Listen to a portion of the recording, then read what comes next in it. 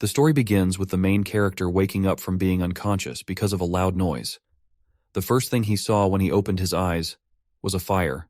When he looked closer, he realized it was a bonfire, and some people were celebrating a party, but he mistook it for a camp party and didn't want to miss out. Suddenly, he smelled roasted lamb, which made him even more determined to join the party, as it had both food and beautiful ladies. The moment he tried to run toward them, he fell to the ground and noticed he was tied with a rope. He was confused about why he was tied up. Then, a screen appeared in front of him, showing that he had a mission to survive for 12 hours while being chased by primitive people. Soon, Chen saw some men roaming around the bonfire. He wondered where they came from and tried to recall where a certain girl was. Chen even tried to tell the primitive men that there was a mistake, but as they came closer, Chen remembered what had happened to him. The scene then shifted to the past, 12 hours earlier, on a desolate island where Chen was drinking water from a river. He wondered why, just the day before, he had been with Sister Zhang buying things, but after taking a nap, he woke up on an unknown island. Chen was wondering if God had punished him. Suddenly, he saw some men and a boy playing. Thinking it was a cosplay, he was shocked when the small boy attacked him with a stick. He started running, asking them not to be serious, thinking they were just filming something. However, it wasn't like that. After a few seconds, Chen put some distance between himself and the primitive people. He thought no one could catch him while sprinting because he was a trained runner. But to his surprise, the primitive people started attacking him with spears. Suddenly, a screen appeared in front of him, revealing that he had a main mission. He was shocked and wondered what it meant. Was it some kind of system? Had he traveled to another world? Still running very fast, he was hit by a spear and fainted. The next thing he remembered was waking up. The scene then shifted to the present time, where Chen's system showed that he had survived and completed his mission. Chen received a reward for completing his mission, a survival package and an attribute point +1. He interpreted this as a game system and wondered if he had been transported into a game world. Chen then opened the survival package and found a split mountain axe as a reward. He also gained proficiency in wild survival and basic medicine. As a result, he became able to understand the language of the primitive people. He then thought that it must be a primitive world, where civilization had yet to begin and everything was in its early stages. He believed the game's objective was to survive in this world and build civilization. So Chen wondered if the system would eventually make him the prime minister or even a god. He asked the system to distribute attribute points to strength and equip the split mountain axe. When it was done, Chen gained enormous strength, which allowed him to easily break the rope he was tied with. However, Chen was soon spotted by the primitive men named Stonebone and Langu Chui. Stonebone ordered the others to capture Chen and not let him escape. Stonebone and Langu Chui approached Chen and told him he couldn't escape. Chen, full of attitude, shouted back, asking how dare they disrespect their god. Stonebone asked what god they didn't know. Seeing Langu Chui, Chen thought he must be the leader. He told Stonebone that he had been sent from heaven to dominate them, and because they had disrespected him, he had to punish them. Hearing this, Stonebone became furious and ran towards Chen to attack him. Chen's system displayed a new mission. He had to deter the primitive people and subdue them to become their leader.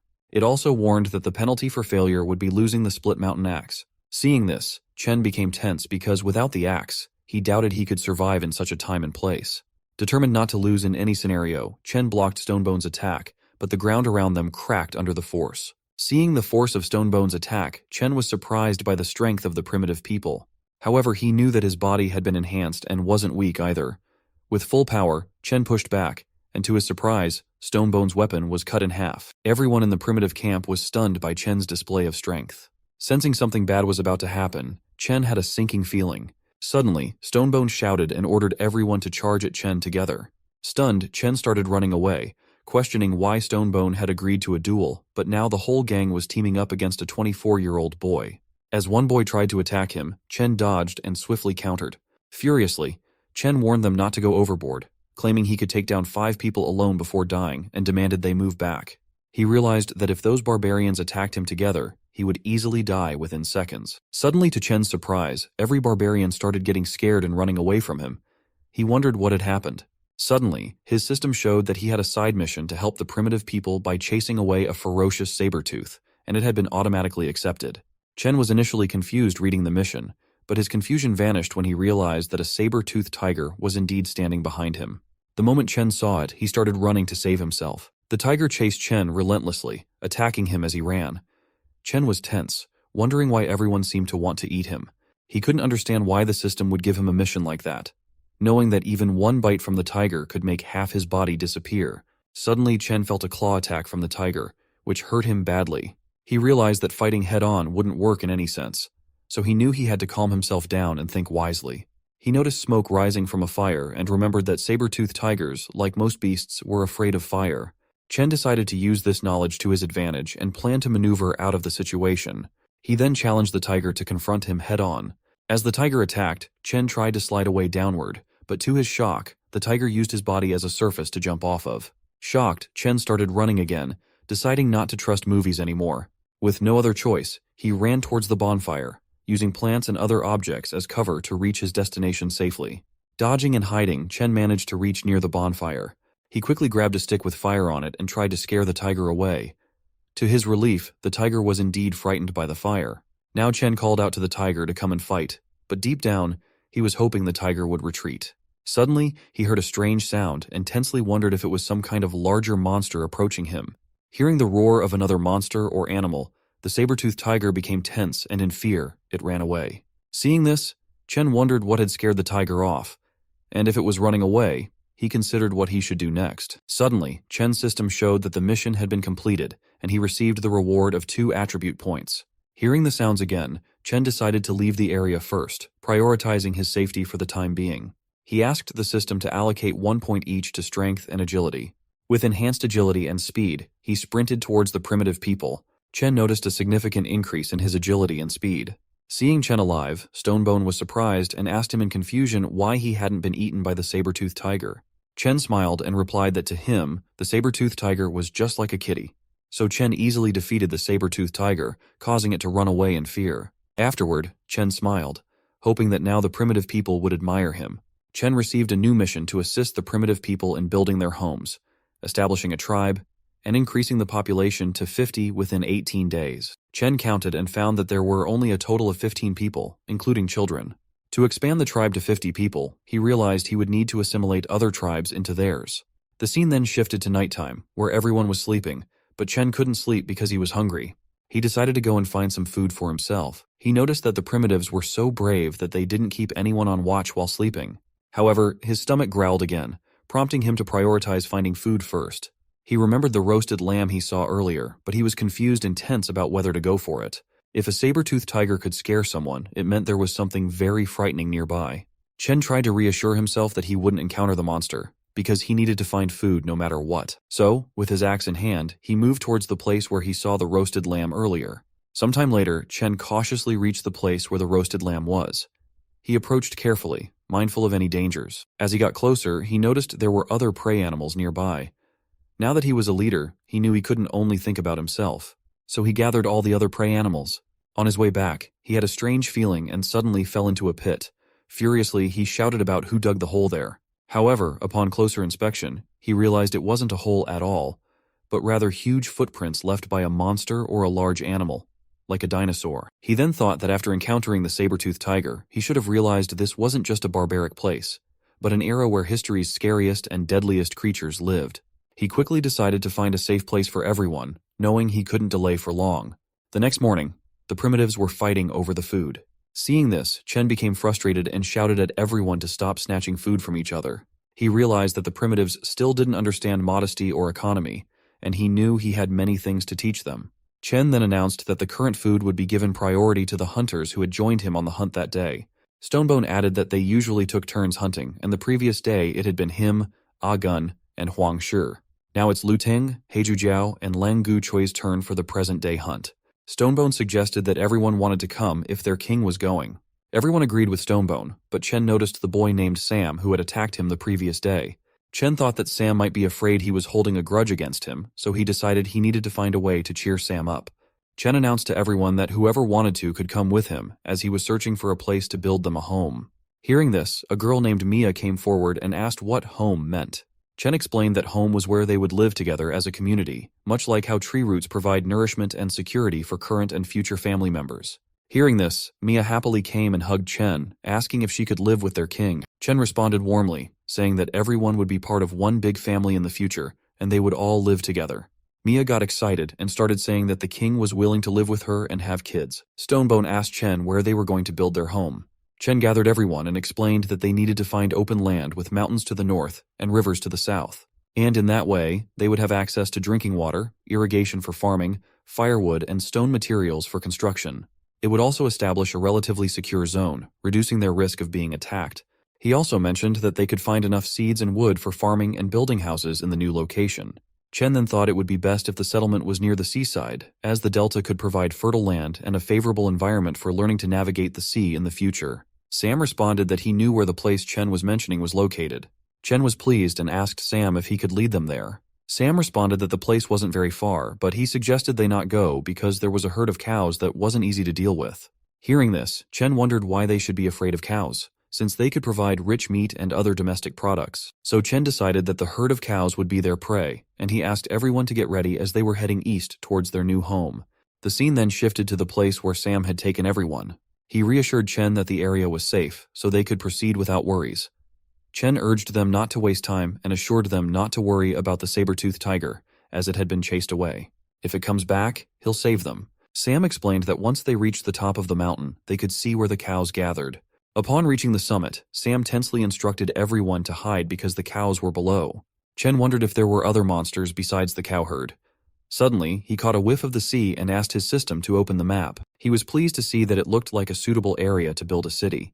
Out of nowhere, Sam pulled him back and gestured for him to be quiet, warning that the cow herd might hear them. After some time, Chen checked his manual and found that there were 3 plants and 2 animals in the area ahead.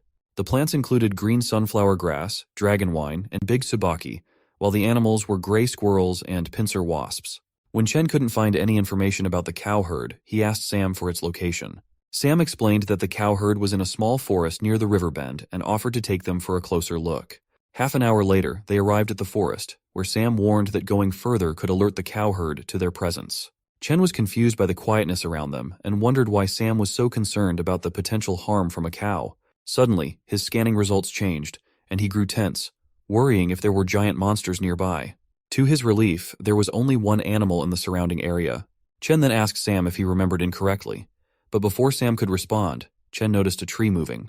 Sam told Chen to look up, and when Chen did, he was shocked and wondered what type of monster it was. Upon checking the system, it showed that it was an iron black horn cow.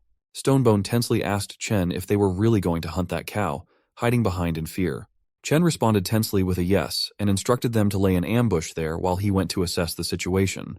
Others were amazed by Chen, thinking he was so cool. However, behind the tree, Chen was crying, wondering why it had come to this because he didn't want the tribe to die. Now he had to rely on his agility attribute. He then checked and noticed that even the cow's arms were bigger than him, so he tried to find the smallest one. Calmly, Chen attempted to greet it, but upon seeing Chen, the cow's facial expression changed and it started roaring at him. Just as he approached, the entire herd of cows started chasing Chen.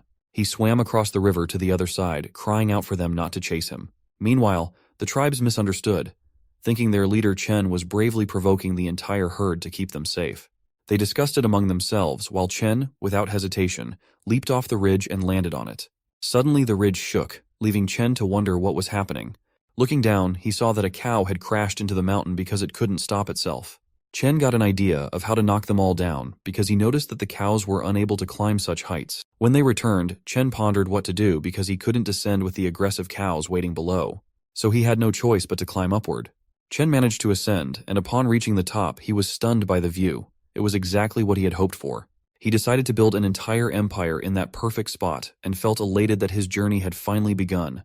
On the other side, Sam noticed that the cow herd was retreating, so he wondered why it was happening and where their king was. Stonebone speculated whether their king had been crushed by the cows, so he climbed a tree to check, intending to retrieve Chen's axe. But as soon as he stepped onto the tree, Chen's axe came flying and landed beside him in the tree. Stonebone was stunned, and Chen praised him for his boldness in assuming their king had died. Sam and the others were relieved to see Chen alive. Stonebone asked if the cows were very strong. Chen replied that he planned to use cow meat as a nutritional supplement for his body, and asked if they also wanted to try it. Stonebone and Sam declined, saying they weren't a match for those cows, and even if they could defeat them, they wouldn't eat the meat. Chen furiously asked if they hadn't heard what he said, insisting that they just needed to answer his question. They all got scared and agreed that they wanted to eat it. Chen shared that he would teach them how to make weapons and how to hunt using them. He planned for them to return in 3 days to hunt down the cows. In the next scene, Chen cut a tree in half with one slash. Everyone was amazed at his strength, but Stonebone stepped forward and asked Chen why he cut down the tree since it didn't bear any fruit. Chen explained that they would use the tree to make weapons, so they should pay attention to what he was going to do. He instructed them on how to make spears from wooden sticks. Chen noticed that he had a technology attribute bonus when crafting weapons. Chen showed them how to use the spear for hunting by demonstrating how to throw it. The tribes were amazed because in the past, they had always gathered wood but never realized it could be used in such a powerful way. Excitedly, they all expressed their eagerness to try using the spear. Chen asked Stonebone to go first. While Stonebone practiced with the spear, Chen went on to make more spears. Within a few hours, all the tribes started practicing with the spears. While they were practicing, Chen challenged Lu Ting and Heiju Jiao to come at him together for a fight. Both of them charged furiously and attacked Chen, but he easily dodged their attacks. Chen then counterattacked, knocking out Heiju Jiao. Lu Ting, furious, attacked again, and this time some blood was drawn. Everyone was stunned. Chen told Lu Ting that if it had been the sharp side of the spear, he would have been dead by now. Lu Ting shouted that their king was a god and they couldn't defeat him. Chen explained that they were relying on brute force instead of technique, emphasizing that the spear's advantage lay in its tip. He instructed them to use the sharp edge to aim precisely at enemies or prey. Chen asked them to start practicing by focusing first on throwing. He set up a target and asked them to throw at it from a distance. Everyone tried one by one, but no one was able to hit it. Chen thought that maybe no one had any talent at all, and he felt he had been too hasty in his judgment. Suddenly, out of nowhere, a spear hit the target. Chen was surprised to see it, and the others were shocked that someone had actually hit it. Chen turned around and saw that Huang Shi was standing there. Chen asked Huang Shi if he was the one who threw the spear. Huang Shi asked if he had won. Chen replied with a yes and gave him 2 spears as a gift. Suddenly, someone came and told Chen that a beast was approaching them. Chen asked everyone to be ready for the fight, but deep down, he was happy that he could use this hunt to gain them some experience. A beast emerged from the forest and roared in front of everyone. Chen jumped towards the beast, shouting that they were going to have it as their dinner for the night.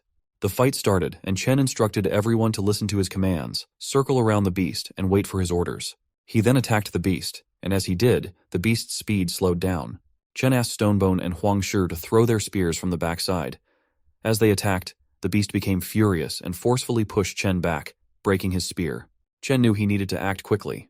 But before that, Huang Shi threw the spear, and it perfectly targeted the beast's mouth. Chen was impressed by Huang Shi's accuracy. Gradually, everyone started throwing spears at the beast, and Sam was waiting above, sitting in a tree. Due to the onslaught of attacks, the beast tried to flee, but Chen blocked its path and instructed Sam to attack. Sam jumped towards the beast and thrust his spear into its head. The beast became even more furious and entered a berserk mode. Everyone tensed up at the sight of the berserk beast. Sam was in danger, still holding the spear he had used to attack. Chen ran towards the beast and leaped to strike with his axe. There was a sudden blast, and the entire area filled with smoke. Everyone anxiously wondered if their king was okay. When the smoke cleared, Chen asked everyone to stop shouting, jokingly asking if they were trying to summon souls. He then praised everyone for their efforts and announced that they would have a hearty meal that night. Hearing this, everyone became happy. Chen then praised Sam for his exceptional work and told Huang Shi that he was the MVP of the hunt. He promised that in the future, Huang Shi would accompany him on hunts and that he would provide Huang Shi with new weapons to try out. The scene then shifted sometime later, where Stonebone was telling the other tribes how he had helped Chen defeat the beast. Mia was walking nearby with a piece of meat, and Stonebone asked her to give it to him. But Mia denied, saying that the meat was reserved for their king. She then offered it to Chen to eat. Chen asked if they were going to eat it raw. Mia asked if there was a problem with that. Chen mentioned that he remembered them using fire to cook, so he wondered why they were now eating it raw. Mia responded that they couldn't preserve the fire source from last time, so they had no choice but to eat it raw. Chen then thought that fire marked the beginning of civilization, as it allowed humans to fend off wild beasts, create a safer and more comfortable living environment, and improve their diet. He decided that to empower the primitive tribes, he would teach them how to make fire. Chen then asked everyone to gather around so he could teach them how to make fire. He took a broken spear and used it on a wooden block to create sparks. He instructed them to add wood shavings and tree fluff into the depression in the trunk and roll it between their hands to create friction and ignite the fire. Seeing the fire, the tribes were amazed and started praising Chen. Stonebone began shouting that their king had produced fire and wanted everyone to know. But Chen angrily grabbed him and told him to shut up, emphasizing the importance of maintaining a low profile. Chen received a reward of 10 technology points, and he realized that earning technology points was relatively easy, although he didn't initially know their use. Upon investigation, he discovered that technology points could be used to identify hereditary plaques, with each identification consuming 10 technology points. While Chen was pondering over the technology points, Sam approached and informed him that while they were dividing the meat, he noticed traces of nursing on the wild boar. He suspected that there might be cubs nearby, and upon searching the nearby areas, he actually found them. Suddenly, Chen received a side quest to fence in the wild boar cubs and domesticate them. The system asked Chen if he wanted to accept the quest. Chen then asks Mia and Sam to go together and bring back the boar cubs. He tells them to be careful and not hurt the cubs because he wants all of them. Mia holds Sam's hand, and they run to where the boar cubs are. Chen thought of making a pigsty before they returned, so he went and asked Stonebone to come after eating because he had some work for him. The scene then shifted to the evening, where Stonebone was carrying wooden branches and asked his friends why their king had asked them to bring so many branches. Upon returning to their den, Stonebone saw that the others were making something new. Confused, he asked Huangshi what they were doing. Huangshi responded that the king called it a grass rope, and it was sturdier than the vines they used before. He also explained the process. They had to smooth out the straw and then weave it into ropes by crossing. Stonebone got frustrated because he didn't understand what was going on. Chen asked Stonebone not to just stand there and to bring the branches to him. He then told everyone to pick up the branches and tie the grass ropes in a specific way. They needed to make at least 5 of those wooden frames. Then he asked them to insert the wooden frames into the pits he had prepared. After that, they were to bind the frames together at the top to form the shape of a cage and cover them with straw in an orderly manner. As soon as it was ready, the entire tribe rushed inside the pigsty and started fighting, each wanting to live there and have children with the king. Seeing them, Chen got tense and said that the pigsty wasn't for them. Just then, Sam and Mia returned with the cubs. Chen asked Sam to put the cubs in the pigsty he had made. Hearing this, Stonebone ran towards Chen, crying and shouting that he couldn't do that. Stonebone again asked Chen how such a good nest could be given to those wild boars. Agun also hugged Chen, agreeing with Stonebone and saying they all wanted to live in that nest. Stonebone added that they wanted a home where they could cuddle with the king. Hearing that, Chen furiously threw them away, saying he didn't want to cuddle with a man. He then stated that he didn't care if they wanted to live in the pigsty, but when they built comfortable houses, neither of them would have a place in them. Agun was stunned upon hearing it and suggested that if there was a better nest available, he didn't mind living elsewhere and Chen could let Stonebone live in it. However, Stonebone also refused to live in the pigsty. Chen then instructed Sam to put all the boars in the pigsty. Huangshi came to Chen and asked why they needed to care for those wild boars if they were meant to be their food. Chen responded by asking if they didn't want to have plenty of food to eat without hunting. Huangshi was happy to hear it and responded with a yes. Chen explained that by raising those cubs and having them produce more piglets, they could secure a stable food source. Chen received his reward for completing the quest of taming the beasts. Upon opening it, he found a packet of salt from the supply chest and learned recipes for fried eggplant, stir-fried peanuts, fried eggs, roast lamb legs, and stir-fried clams. Confused by the rewards, Chen wondered if the system was suggesting he become a chef, considering their underdeveloped technology. His system indicated that completing these recipes could unlock special rewards. Seeing the recipes, Chen decided to give cooking a try. Late at night, everyone else was asleep except for Chen and Sam. Chen praised Sam for his daily hard work. Sam responded that he felt he had caused trouble for their king when they captured him, so he believed it was better for him to endure some hardships. Chen hugged him and laughingly reassured Sam that he held no grudges against him. He then asked Sam if there were any other tribes living nearby like theirs. Sam responded that they had encountered a few other tribes, but they were all unfriendly and looked quite different from them. Chen asked Sam to tell him more about where these tribes were located. Sam shared that he knew about 3 different clans nearby: the Coconut Grove clan, the Bay clan, and the Giant Stone clan. He mentioned they were located at a considerable distance, requiring at least a day and night of travel to reach their territories. Chen asked Sam to provide details about each of the clans. Sam shared that the Coconut Grove clan had around 30-40 members who disliked conflicts and were skilled in long journeys. Their leader was a formidable woman. Sam then described the Bay clan, noting that it also consisted of 30 to 40 members who looked terrifying. He mentioned that the Bay clan was known for constantly engaging in internal conflicts. Lastly, Sam talked about the Giant Stone clan, which was the most powerful with the largest population. They typically resided on a mountain in the southwest and only occasionally came down for activities. Sam mentioned that he had heard the leader of the Giant Stone clan possessed divine power and could defeat a tiger with bare hands. After hearing about everyone, Chen thought that if Sam's intel was correct, then the Coconut Grove clan would be the most ideal first target for assimilation. He reasoned that with the other groups full of complexities and potential conflicts, he would need to find a peaceful way to conquer them. Suddenly feeling someone behind him, Chen turned and found Mia hugging him from behind. She asked why he hadn't slept yet and if he wanted to do something exciting with her. Tensely, Chen responded with a no. Mia sat on the ground in a weird position and asked if she looked like a kitty. Chen felt tense and quickly took Sam by the hand, running away. He said that it seemed like Sam needed his help with something, so he would talk with her later. Mia felt a little sad by Chen's action.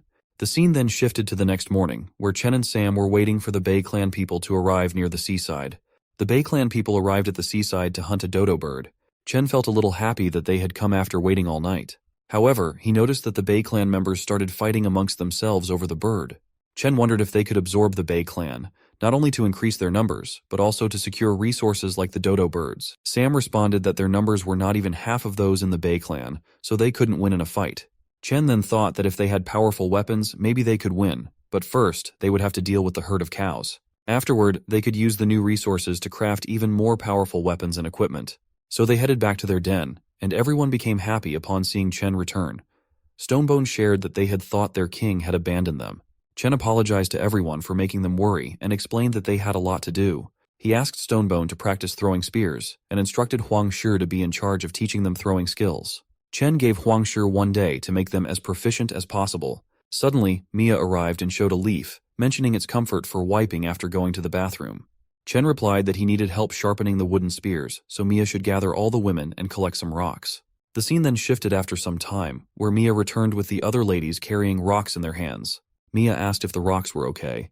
Chen responded affirmatively and explained that they needed to rub the stones on the whetstone until a sharp edge or point was obtained. Then tie the stone onto a wooden stick with rope, and there they have it. A wooden stone axe. The girls were amazed by it, but Chen was furious when he received only 1 point as a reward. Chen then instructed them to follow his directions and show what they had made. Mia asked Chen to look, as she had already created one. When Chen looked, he saw that Mia had made a dual-edged axe, so he praised her for it. Mia was happy to hear the praises, and then Chen unlocked a new hidden feature called Talent Discovery. When Chen looked at Mia, his system indicated that she had a talent for tool building. Mia noticed Chen staring at her, so she asked him embarrassingly why he was looking at her. Chen didn't respond to her question and instead instructed the ladies to build as many spears and axes as they could. Gradually, they managed to create a total of 30 spears and axes. Chen praised Mia for creating more than half of the total weapons. Suddenly, he noticed that her hands were scratched and injured from rubbing the stones. Seeing Chen show concern for her, Mia blushed. At that moment, other girls also came and asked if Chen cared about them too. Chen responded that it's not what they think, but they got very close to him. He quickly ran away from there, declaring that it was enough for the day and that everyone could take a break. As he headed toward where the men were training and practicing, he suddenly got attacked with a log of wood, but somehow he dodged it and realized it was part of the tribe's training regimen, with Huang Shi teaching them well. Chen then asked Huang Shi about their progress. Huang Shi responded that everyone had made significant progress and could now easily hit their targets. Chen's talent discovery screen showed that Huang Shi was a throwing master. Huang Shi shared that Lu Ting had great strength but struggled with the timing of throws, and he could only unleash his potential when teamed up with Stonebone. Huang Shi also mentioned that Lang Gu Chui was the first to master the technique. What surprised him the most was the effectiveness of the yellow stone and wolfbone hammer. Individually, they were ordinary, but when used together as a team, they alternately threw 4 spears and scored the highest points. Chen was happy to hear it, thinking that now they could easily deal with the horde of black bulls. Stonebone asked if Chen was sure about it.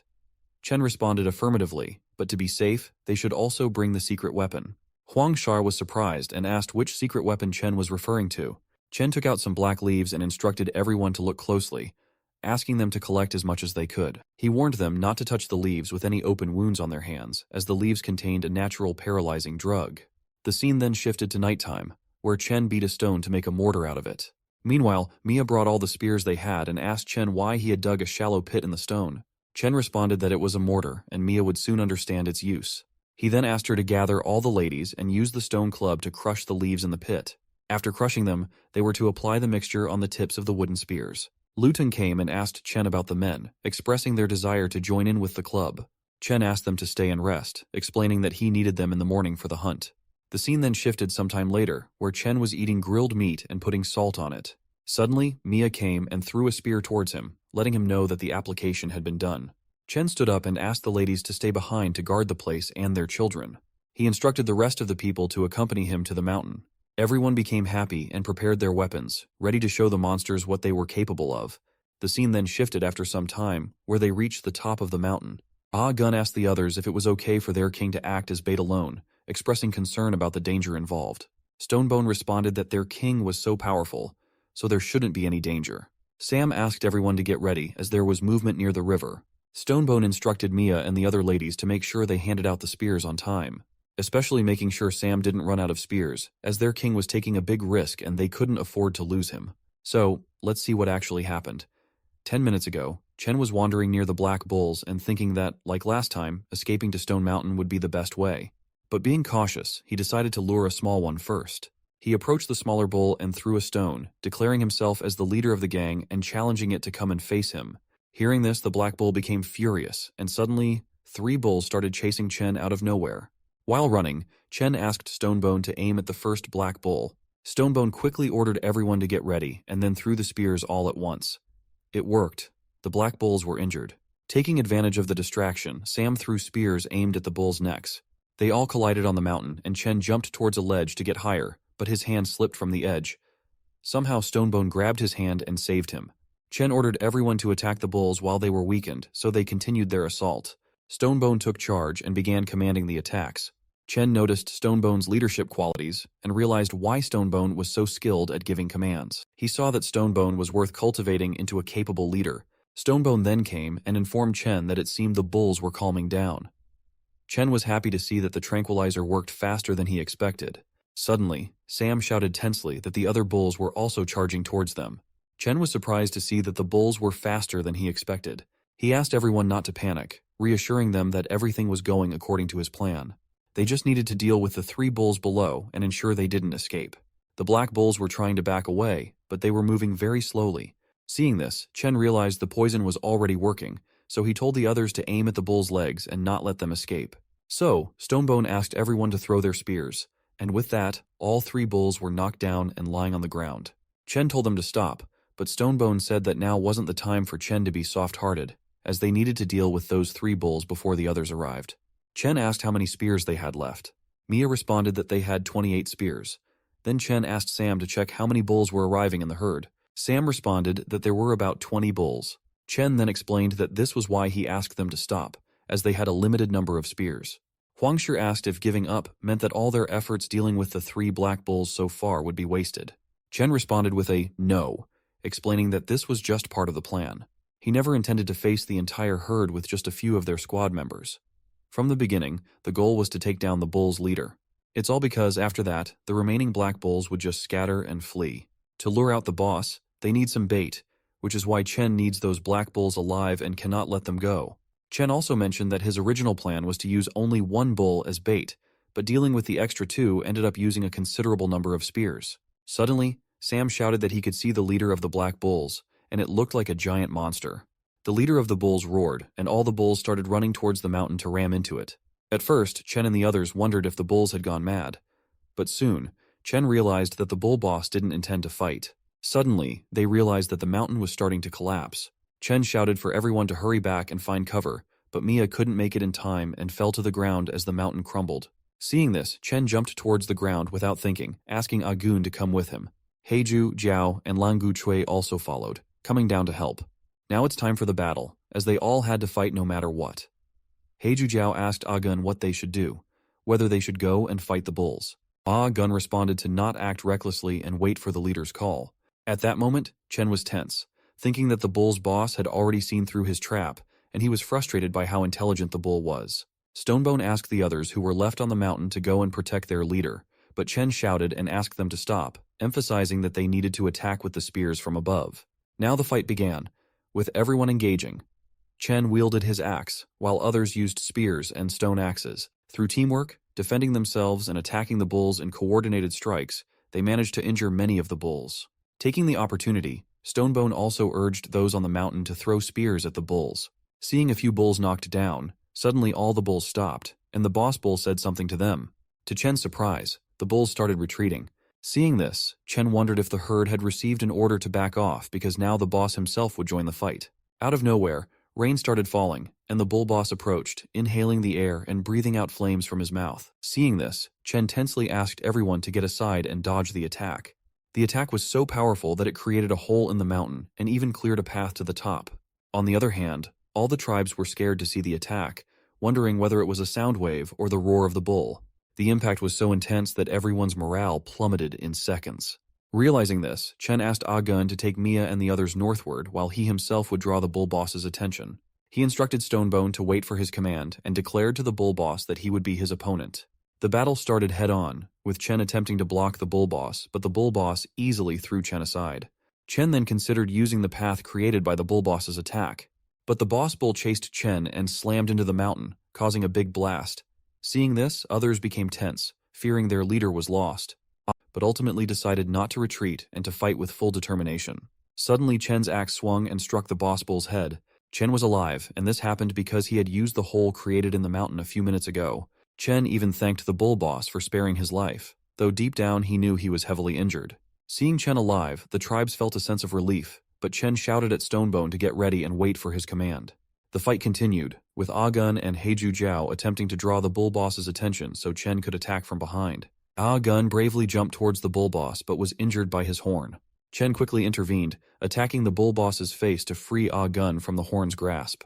The bull boss unleashed another flame attack, but everyone managed to dodge it, and Chen retaliated with a successful strike, creating a wound on the bull boss's body. He then shouted to Stonebone and Sam to throw their spears at the wound. They successfully aimed at the wounds, causing the bull boss to stumble and fall to the ground. Everyone wondered if they had won and started celebrating the victory. However, Chen remained confused because the herd of bulls was still waiting and not attacking, even after their leader had died. Out of nowhere, the bull boss stood up again and attacked Chen, unleashing a furious flamethrower. Stonebone and Huangshu were shocked to see this, and Chen himself was tense because he had let his guard down at that moment. Now the bull boss pulled the spear from his own body and hurled it towards Chen. Chen, injured and unable to move quickly, wondered if this was the end for him. To his shock, Mia stepped in between them and took the spear attack herself. First, Chen was stunned, recalling the moments he had shared with Mia. Suddenly, he felt a surge of furious anger overwhelming him. Despite his system warning of overload, Chen furiously jumped towards the bull. Chen then slashed the bull boss with all his strength from top to bottom. Surprisingly, this time the bull boss was indeed cut in half from Chen's powerful attack. Chen was in full furious mode and shouted at the rest of the bulls to come and fight him, daring whoever wanted to die to face him. As the bulls looked at each other, the moment Chen moved forward, they started retreating and running away. Afterward, Chen felt relieved, but his system indicated his life was in danger. Suddenly, he coughed up blood and began to faint slowly. Everyone rushed to check on him, but before losing consciousness, he looked at Mia and instructed them to retrieve and apply hemostatic ointment. The scene then shifted to several days later, in a pigsty where Chen woke up from unconsciousness. As he opened his eyes, he saw Ayu standing in front of him. Chen first asked if it was the pigsty he had set up, but Ayu denied it, explaining that they had moved to this place after driving away the bulls, and the shed was built for him. She then asked him to lie down while she went to inform everyone that he had woken up. Chen asked Ayu to first tell him about Mia and Lang Gu Chui. Ayu responded that when they found Lang Gu Chui, he was on his last breath, but he recovered quickly. After waking up, Lang Gu Chui had been standing outside, guarding Chen ever since. Ayu then shared that Mia's injuries were a bit more severe, but thanks to the king's divine medicine, as long as Mia rested more, she would be fine. Everyone else was also doing well. Chen was relieved and happy that everyone was okay. Ayu agreed, saying that everyone's health had stabilized over the past 4 days. Hearing this, Chen was shocked and asked, what did she mean by 4 days? Chen checked the system and realized that 4 days had indeed passed, leaving him with only 11 days left to complete the mission. Ayu was also confused, noting that their king often seemed lost in thought, staring into the air for reasons unknown.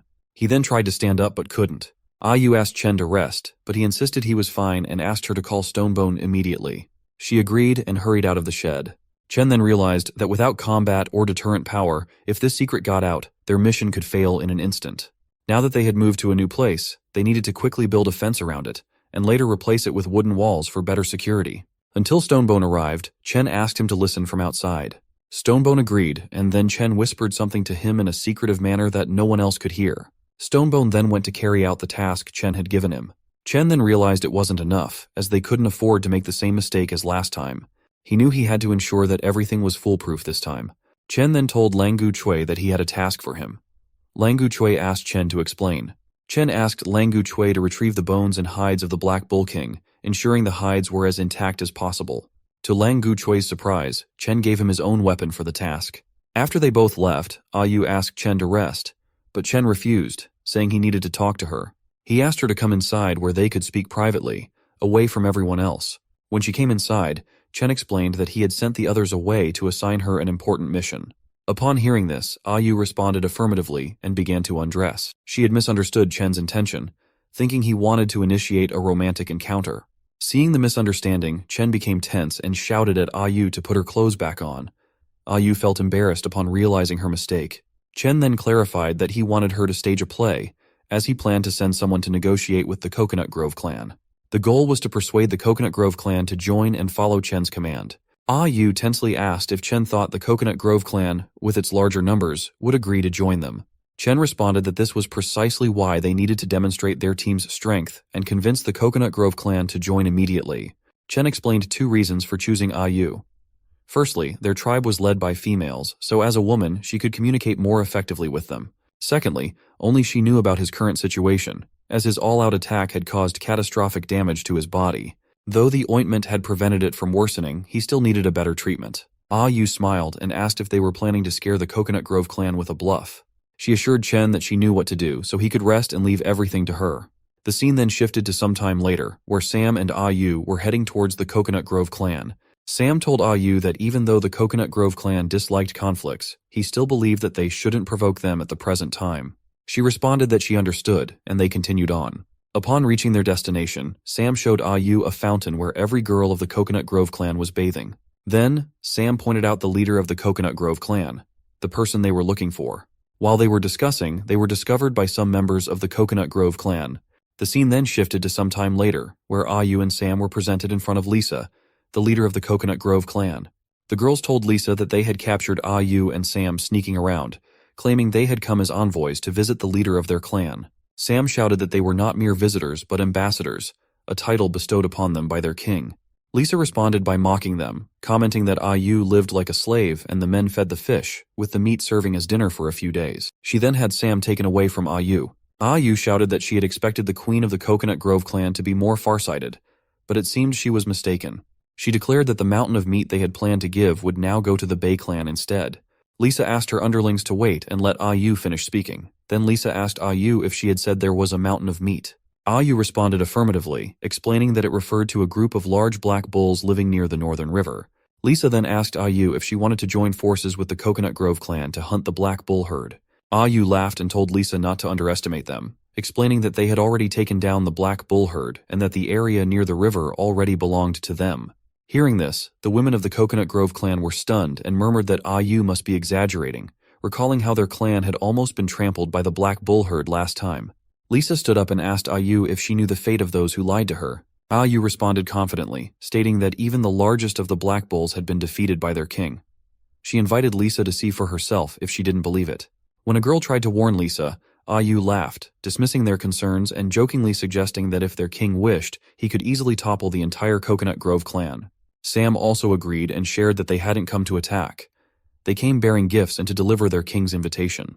He questioned why there was any doubt about their sincerity. Yu then furiously added that if the queen lacked the courage to go herself, she could send someone to retrieve the meat.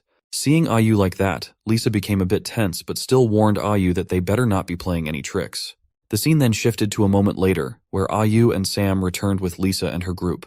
Sam shared that they had returned. Stonebone shouted at Sam not to make a big fuss about it and to go help the others build the houses. Upon hearing this, a girl asked Lisa what the houses were. Yu then informed Chen that the people from the Coconut Grove clan had arrived. Seeing Chen, Lisa became tense and felt a strong killing intent emanating from him.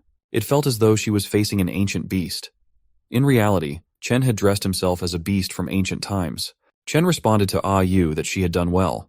Seeing Chen's intense demeanor and way of speaking, Lisa became tense. Suddenly, they heard a sound coming from the bushes. It turned out to be Mia, Lang Guchui, and Gun hiding inside, as Chen had instructed all the injured people to remain hidden so they wouldn't be visible. Gun shared that he was just curious to see what the queen of the Coconut Grove clan looked like. Chen then expressed his gratitude to Lisa and her clan for accepting his request and making the trip to their land. A girl from the Coconut Grove clan furiously asked where the meat Chen had mentioned was. Chen calmly responded that it was just around the corner and they could take as much as they could carry. When they arrived at the location, they were stunned to see a literal mountain of meat. Heijian and Lutung were cutting the meat. A girl from the Coconut Grove clan approached them to take some, but they informed her that the meat was tough. When she tried to cut it from a stick, the stick broke under the pressure. Seeing this, Lutung and Heijian started laughing. The girl shouted and asked what was so funny, stating that they were lucky to catch the bulls during their dispute. Heijujin furiously asked if the girl wanted to fight with them. Suddenly, Chen's axe slammed into the ground, causing the girls from the Coconut Grove clan to become scared and tense. Chen had thrown it to separate them and stop the fighting. Lisa nervously asks, "What kind of weapon is that?" "It's much better than our ironwood branches and bone knives." Chen then tells her to use his Pangu axe to cut some meat for the Coconut Grove clan. Heijujin asks why they are helping the girls when they were the ones who provoked them first. Chen angrily tells him to follow orders.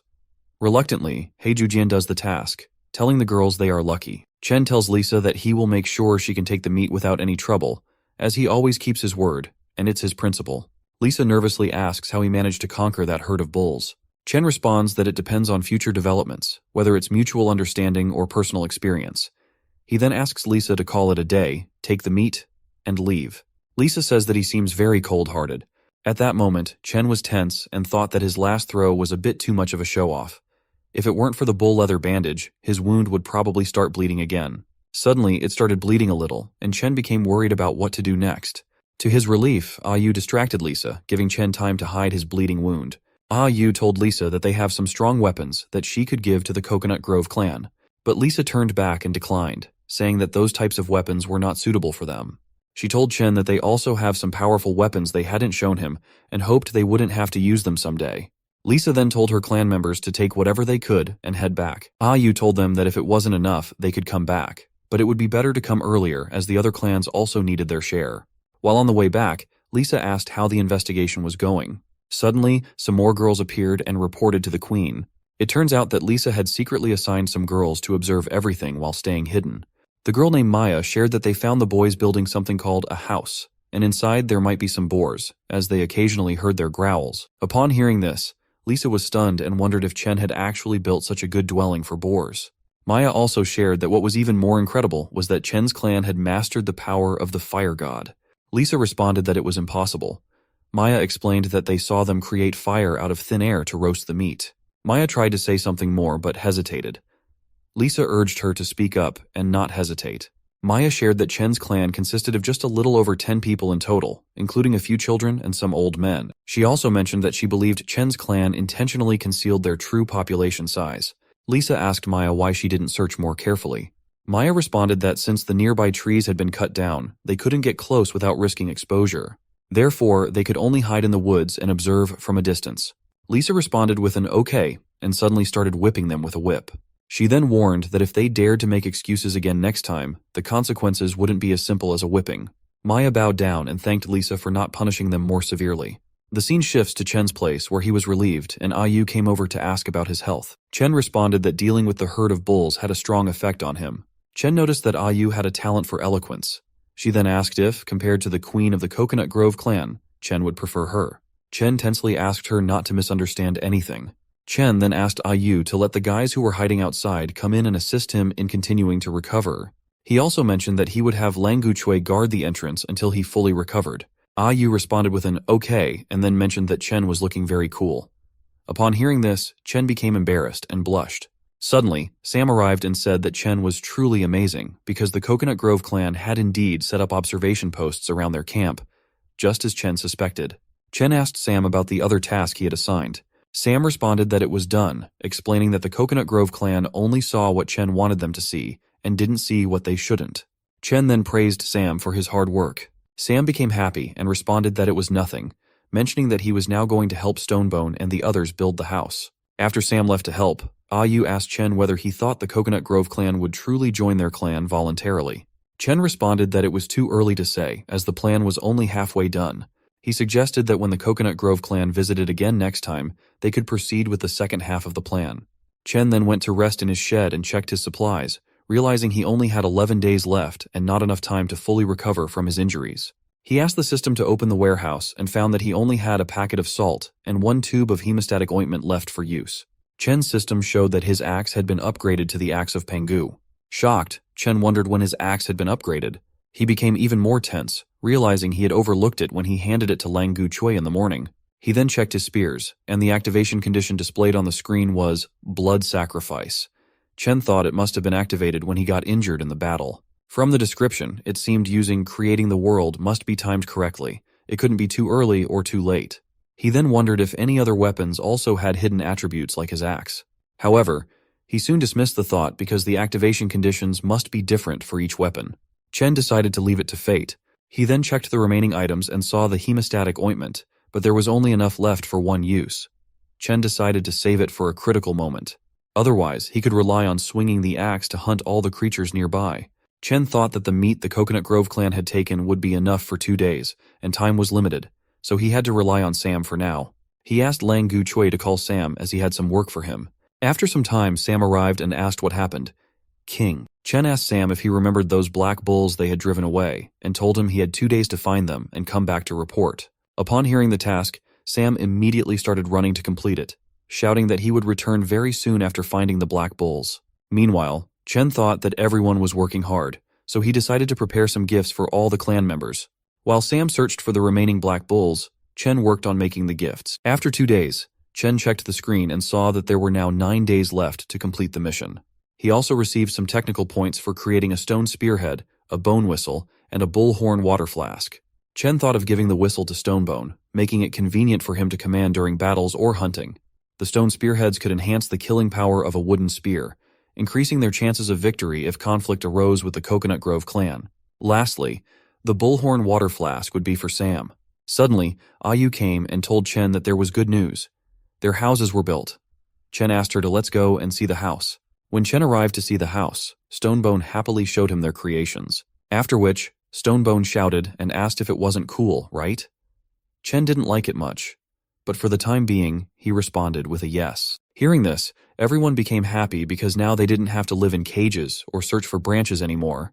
Everyone was getting happy, but Chen was still a bit frustrated. Nonetheless, Stonebone went ahead and put the straw door in place, completing everything. The moment they placed the door, Chen received 10 technical points for building the house. As Chen looked around carefully, he realized that the tribe had changed a lot since he arrived. Initially, they had been like wild beasts, surviving on drinking and fur, but now he could see significant changes in their behavior and intelligence becoming more evident. Chen then wondered if all these changes were possible because of the system, which seemed like an accelerated evolution. He then asked them to inform him when Sam would return, and headed back to his shed. Suddenly, Sam arrived shouting that he found them. Chen praised Sam for his work and announced to everyone that they could now finally move on to the second half of the plan. He then asked everyone to follow him and called Stonebone aside, saying he needed to talk to him. After a few minutes, Chen explained something to them and asked if anyone had any questions about the plan. Stonebone tensely asked if the plan would work and expressed concern about its risks. Sam reassured him not to worry, stating that he would handle it, and when the time came, Stonebone would need to lead the others with him. Chen then gave the whistle to Stonebone, explaining that he could now easily command the others. He also told Sam that he had prepared a gift for him, which he would give after the mission. Sam was delighted. Finally, Chen smiled and reminded them all to remember that whenever they received his signal, they had to act accordingly. Huangshi, Sam, Stonebone, and Lu Teng were going to do the work Chen had assigned. Chen wondered that their manpower was really stretched thin, so he had no choice but to assign tasks to those who were injured. So Chen asked Ayu to have Mia and Lang Gu Chui build a larger bonfire in front of the wooden house, but instructed them not to light it yet. Ayu asked if it was for the guests who were about to arrive. Chen responded with a yes and wondered if the bait they had set 2 days ago would work or not. After some time, a girl was working when suddenly she noticed that many people from the Coconut Grove clan were heading towards their clan. So she ran tensely and told Chen that the Coconut Grove clan had arrived. Inside the house, Ayu was taking care of him, and Chen thought it was nice to be taken care of like that. He planned that once he subdued the Coconut Grove clan, he would have both Lisa and Ayu take care of him. Upon hearing about the arrival of the Coconut Grove clan, Ayu went out to welcome them. Ayu asked Lisa to come inside the palace, saying their king was waiting for her.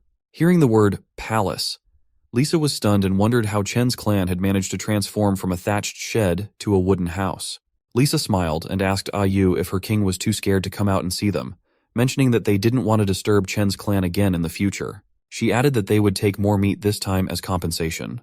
Lisa also mentioned that her subordinates wanted to meet their neighbors, so she brought some of them along and hoped they didn't scare Chen's clan. Ayu laughed and said their king had already instructed them to prepare 40 portions of meat in advance, so Lisa could go ahead and take it. But it seems she didn't bring 40 people. Lisa asked Ayu why she didn't join their Coconut Grove clan if she was concerned about them, offering her to serve alongside her. Ayu responded that she had long been won over by the might of her king, so she thanked Lisa for her kindness, but declined. Ah Yu then showed them the place where the meat was kept and said that if they couldn't take it all, they were welcome to eat as much as they wanted on the spot. She also offered assistance, saying that if the Coconut Grove clan had difficulty cutting the meat, they could ask some warriors from Chen's clan for help. Lisa ordered her subordinates to go and eat peacefully while she went to meet Chen. Upon entering, Chen welcomed Lisa warmly. Lisa blushed upon seeing Chen in the elegant house, finding it very impressive. But she tried to maintain her composure and asked Chen if this was his place, noting that it looked quite decent. Chen wondered if Lisa was quite interested in the house, so he decided to continue impressing her.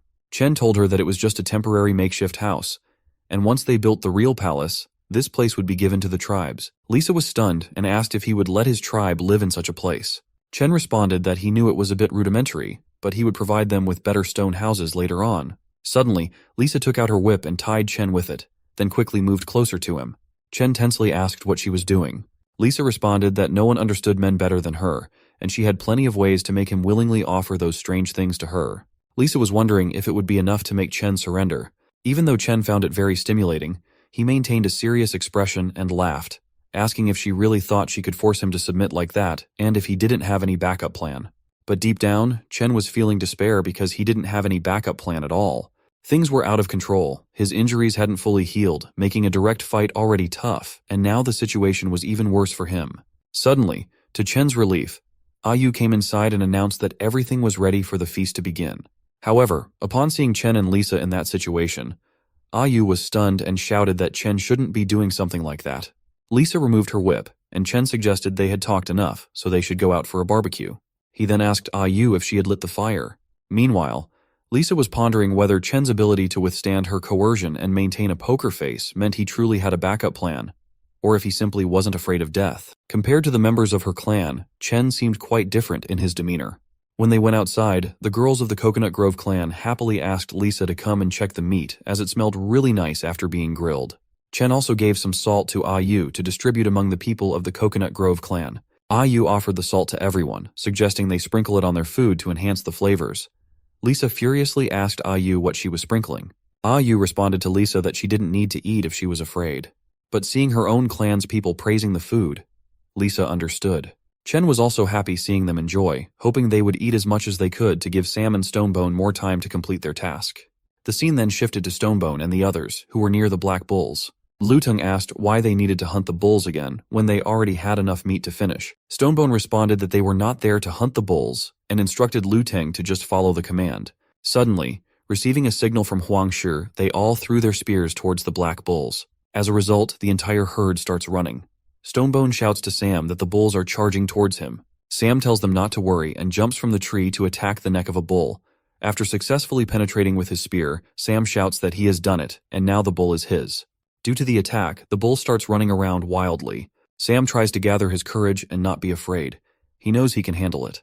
From a distance, Huang Shi notices that the herd is heading east. So Stonebone signals Sam, and Sam realizes the direction is wrong.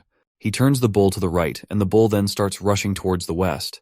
The scene shifts back to Chen's den, where the girls of the Coconut Grove clan are eating calmly and happily. Meanwhile, Chen is waiting for the signal when suddenly a defender of the Coconut Grove clan comes running towards his den. Lisa notices and asks why she is so flustered and what's going on. The girl, crying, shares that a group of mad black bulls has stormed into their camp, causing havoc everywhere, and their defenders are no match for them. Hearing this, Lisa furiously stands up and tells everyone to get back to the base, vowing to make those crazy bulls pay. But deep down, she was tense, thinking they had always kept their distance from those black bulls. She wondered what had suddenly caused this disaster. On the other side, in the Coconut Grove clan camp, the girls were unable to fight off the black bulls.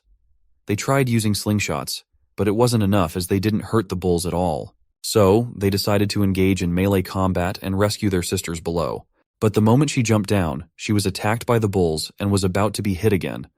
To their relief, Lisa arrived and tied the bull's leg with her whip. Seeing her, they felt a surge of hope and happiness. Lisa furiously shouts at the crazy bulls, asking how they dare to harm her people.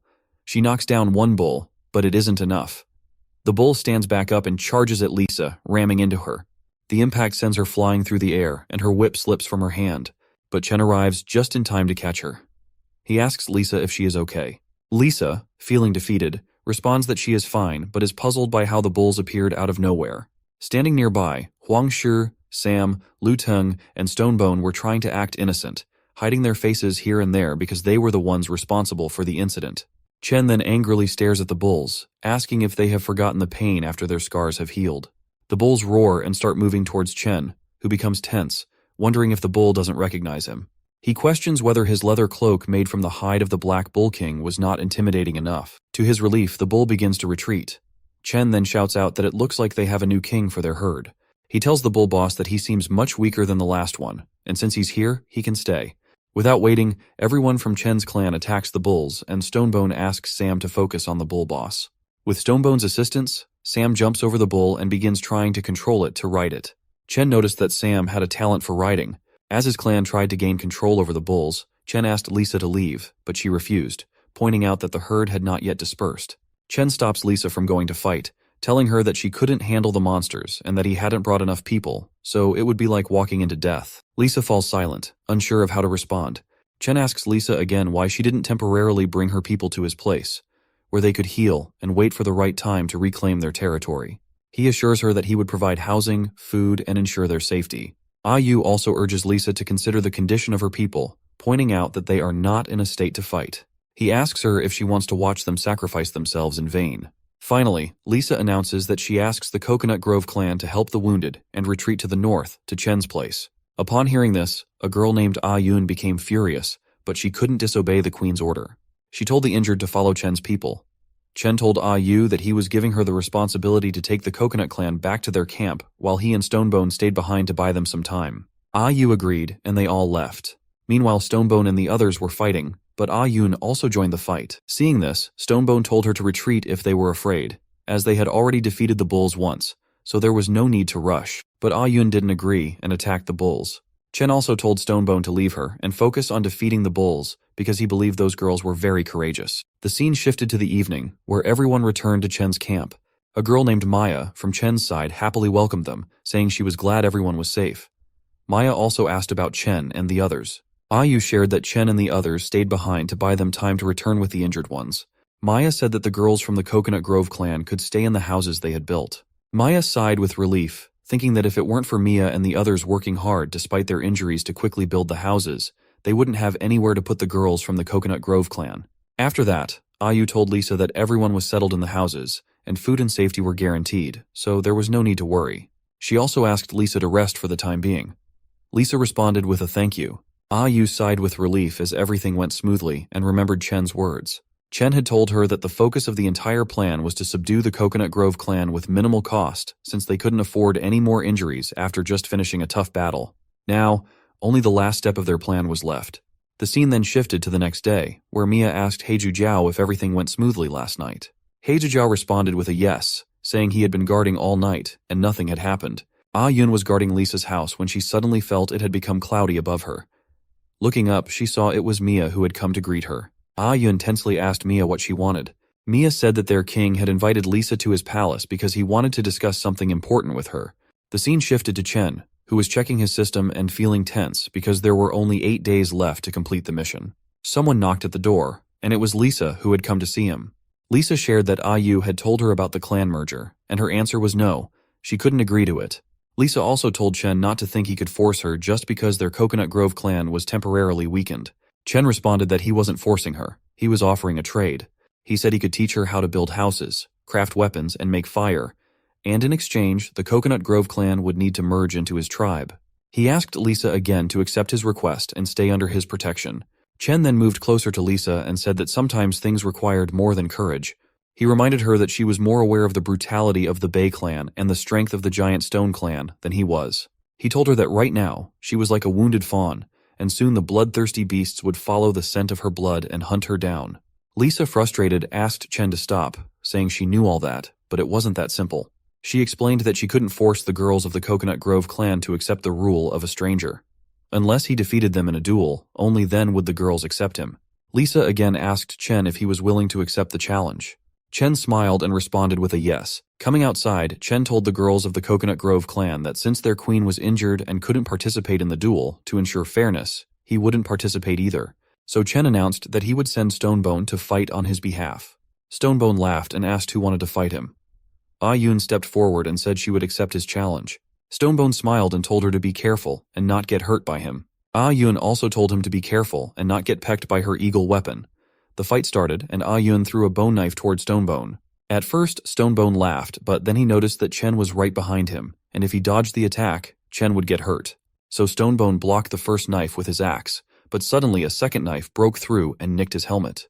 Stonebone was still okay and became furious, charging at Ah-Yun aggressively. Ah-Yun was in danger when suddenly, a girl from the Coconut Grove clan jumped out of the group and threw another knife at Stonebone's helmet. At the same time, Ah-Yun made him fall to the ground.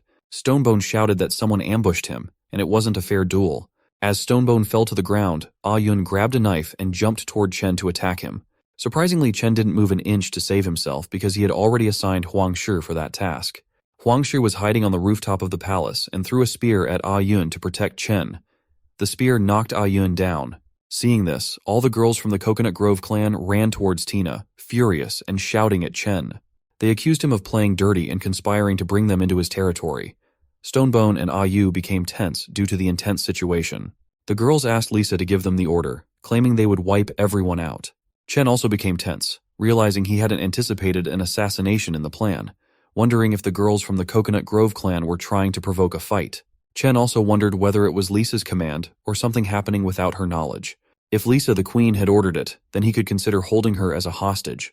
To Chen's surprise, Lisa furiously ordered her clan people to stop. She shouted, asking if they thought their little plot would deceive her, stating that she would never condone treating friends who had helped them in such a despicable way.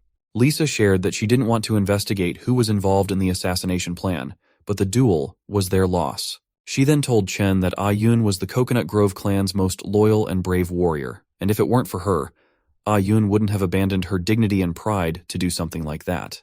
Lisa then said that she knew Chen had remarkable abilities, capable of summoning miracles. She asked if he could be magnanimous enough to spare Tina's life, then the Coconut Grove clan would forever be grateful. Chen appeared very serious outwardly, but deep down, he was relieved that it wasn't the worst outcome and that the initiative to control the situation was back in his hands. He then thought about the hemostatic ointment and assured Lisa not to worry, saying he wouldn't let Ah-Yun die because they were all allies now. A girl asked Chen to hurry up as Ah-Yun was fading fast.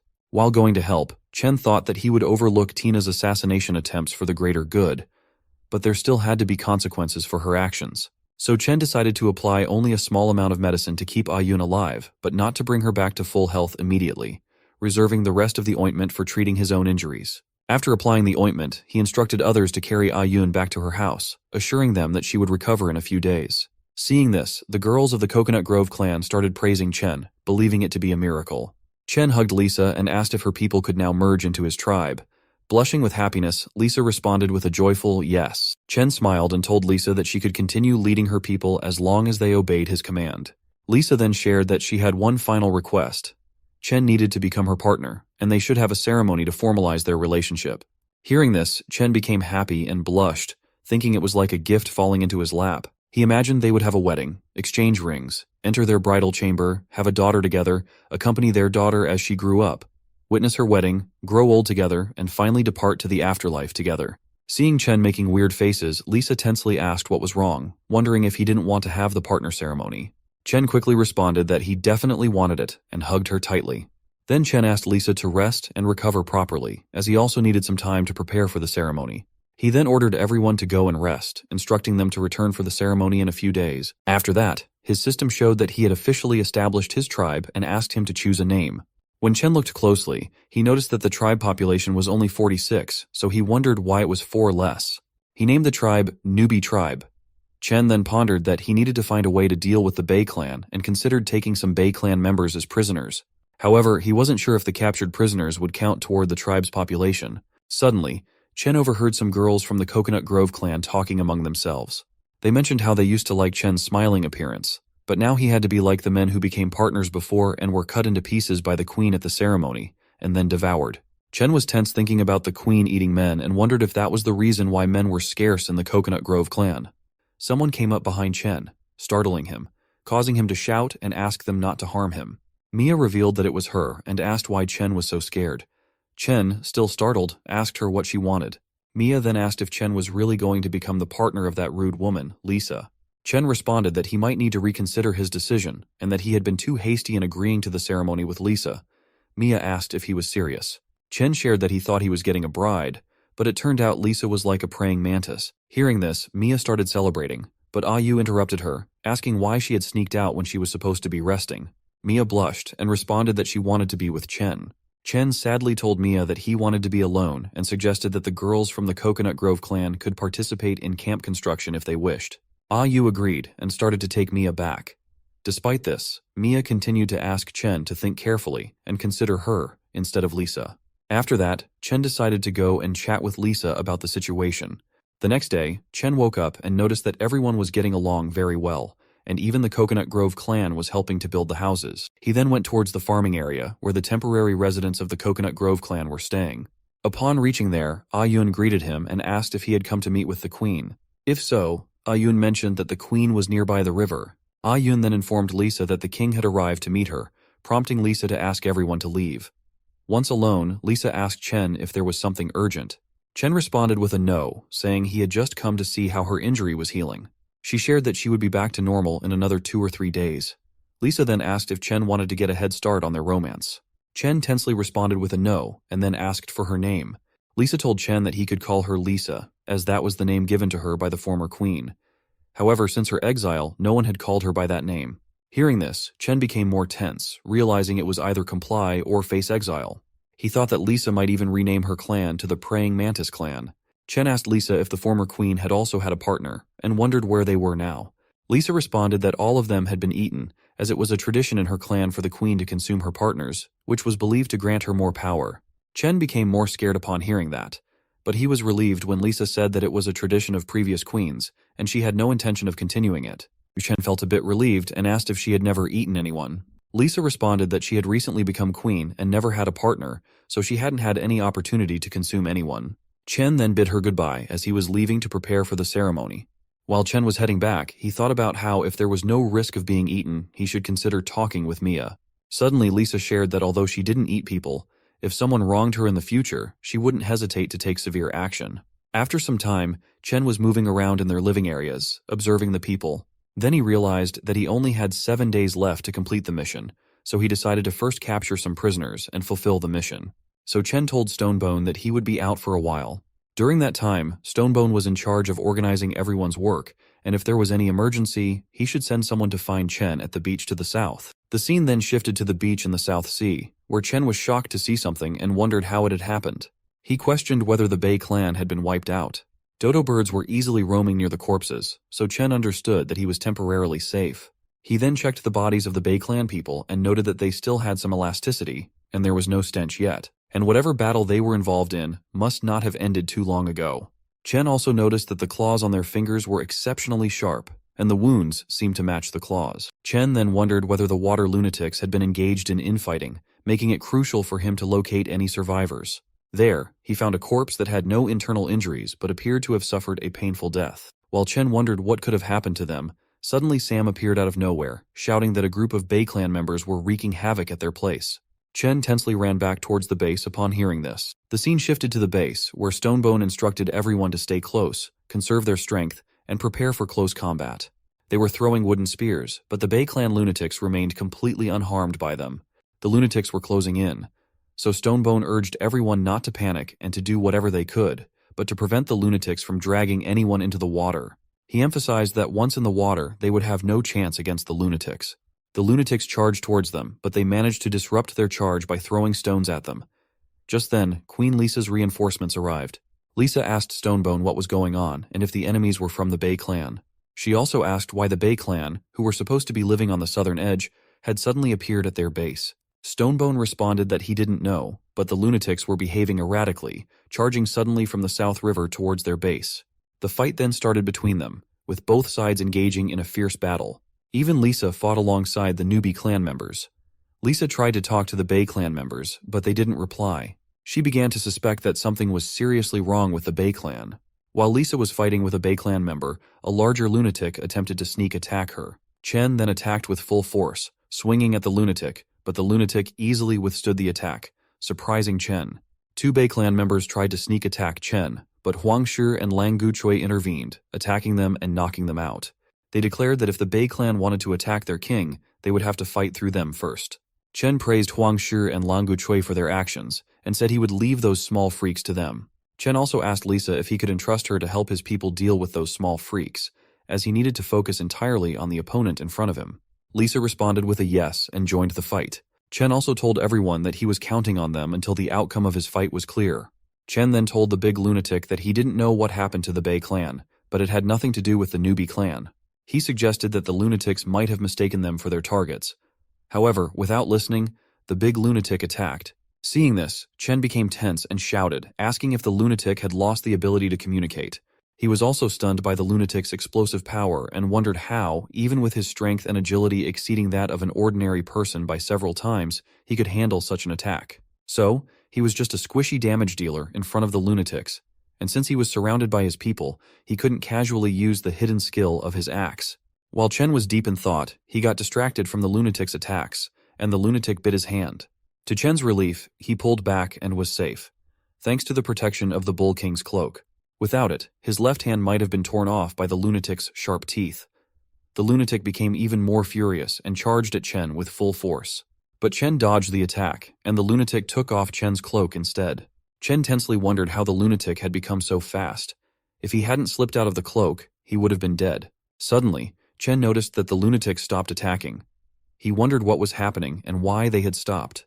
Out of nowhere, the lunatic started backing off. Chen realized something was strange, as the big lunatic had only ripped off the part of the cloak stained with his blood. He also saw that only Agun was surrounded by many Bei clan members. Chen understood that the Bei clan was using the scent of blood to lock onto targets, and in this strange state, the lunatics were acting purely on primal instinct. Chen thought about how they could use this to their advantage. Just then, Sam returned and asked if there was anything he could do for Chen. Chen asked Sam to take 2 people and bring 3 cubs from the pigsty. Sam, confused, asked why, mentioning that the boars were supposed to be raised for future use. Chen shouted at Sam to do as he said, thinking to himself that the Bei clan was forcing him to sacrifice 3 precious boars, and he would seek revenge for it later. Chen then asked Lisa to get all the injured out of the fight. Just then, Sam returned with the boars. Chen instructed Sam to let the cubs run towards the river. The moment Sam released the boars, they started running towards the river in fear, seeking safety. But Huangshi was ready with his spears and attacked the cubs. The moment they got hurt, all the lunatics of the Bei clan were attracted towards them and started tearing them apart. While the lunatics were tearing apart the cubs, Chen asked everyone to apply paralysis drug to the spearheads, ensuring they avoided vital parts. To Chen's surprise, Huangshi shared that the lunatics of the Bei clan were acting strangely again. When Chen looked at them, he was stunned to see the lunatics acting strangely and slowly falling to the ground. Chen angrily asked Sam if he had poisoned those cubs, but Sam denied it. So now Chen became more tense and instructed everyone to stay away from those lunatics and remain on high alert. At that moment, Chen wondered what was going on and why this was happening with the Bei clan. The scene shifted to sometime later at the farmer's area, where every Bei clan member was captured in cages. Yun asked everyone to stay alert in case any movement was made by the Bei clan's people. When the Bei clan's people woke up, they started asking for help. Yun asked a girl to go and inform King Chen. After some time, when Chen arrived and asked about the situation, he saw that every member of the Bei clan was asking for water. Chen first asked Yun where the leader of the Bei clan named Hector was. Yun responded that they had kept Hector separated from the others. When Chen reached Hector's cage, Hector was asking for water, so Chen poured some water from a bottle on him. After that, Chen asked Hector if he could understand his words, to which Hector responded with a yes. Chen then assigned the communication task to Yu. Yu first gave water for Hector to drink, and asked him to drink as much as he wanted. Hector told Chen that his people also needed water and asked Chen to share it with them. Yu reassured Hector not to worry, as they would all be given water, and then asked if Hector was ready to provide some answers. Hector tensely asked why they had attacked their clan just to ask a few questions. He also shared that he had heard about the Giant Stone clan being a group of strange people, but he never expected them to be so bizarre. Yu asked Hector whether he was saying that he had been attacked by the Giant Stone clan. Upon hearing this, Hector was surprised and said that Tor hadn't told him that Chen's clan wasn't the Giant Stone clan. Yu responded that they were a new clan called the Newbie tribe, and their king is Chen. Hector responded that he had never heard of a Newbie tribe, which meant that the Giant Stone clan must have sent them away to a very distant place. Yu clarified to Hector that he was mistaken again. Hector was captured because he attacked their territory, and the Newbie clan had never had any dealings with the Giant Stone clan. It was only the Bei clan's people who attacked them like frenzied beasts. Hector couldn't believe it, saying it couldn't be possible because he didn't remember anything Yu was saying. Yu asked Hector to tell them whatever he remembered. Hector shared that his clan used to live around the South Fish, and they were happily engaged in their internal fights and fun. Suddenly, a child from his clan came to Hector crying, saying that his dodo bird had been taken away. Hector told him to be brave and fight back for his own things, suspecting that it might have been taken by Scaly and the others. But the child denied, saying it had been taken away by those weirdos. When Hector looked, he saw the men were from the Giant Stone clan. Hector furiously asked why they were in his territory, but the leader of the Giant Stone clan, without responding, ordered his clan to attack the Bay clan's people. Hector was shocked that the Giant Stone clan had ambushed them out of nowhere and wondered why. Hector explained that he was knocked out during the fight, and when he woke up, he found himself in a cage captured by the Newbie clan. Chen then told Hector that he had visited his village a while ago, and there was no one left alive. Chen added that if they hadn't chosen to spare the lives of the remaining Bay clan members, the Bay clan would have been extinct by now. Hearing this, Hector became deeply saddened and felt immense pain, realizing he was unable to save any of his people. Suddenly, something fell from Hector's body. Ah Yu picked it up and asked Chen to take a look at it. When Chen looked at the leaf and identified it using the system, he discovered that it was industrial hemp, a herbaceous plant known for its pain-relieving properties and the ability to induce hallucinations when smoked. Upon realizing this, Chen became tense and wondered if it could be the work of the Giant Stone clan. The scene shifted to some time later, with everyone giving water to the Bay clan's people. During this time, Chen had collected leaves from each member of the Bay clan and discovered something unusual about them.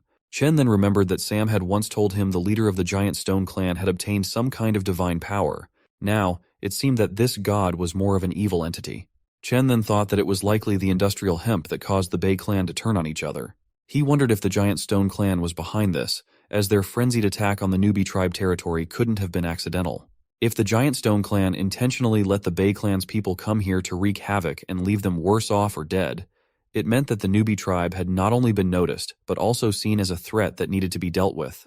Even Hector, with his boundless strength, had become a puppet at the mercy of others, indicating that the power of the Giant Stone clan was not to be underestimated.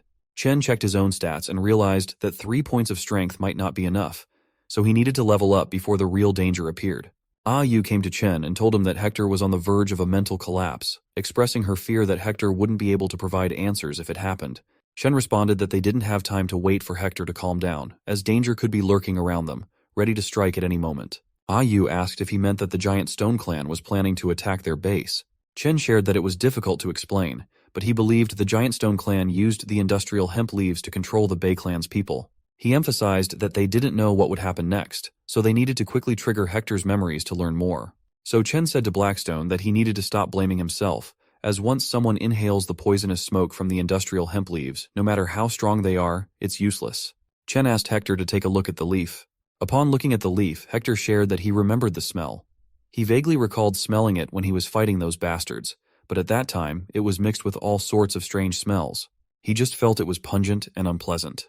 Hearing this, Chen became tense and asked whether the Giant Stone clan was using different types of poisonous plants. He guessed that they would need to figure out the effects of those poisonous herbs before planning any counterattacks.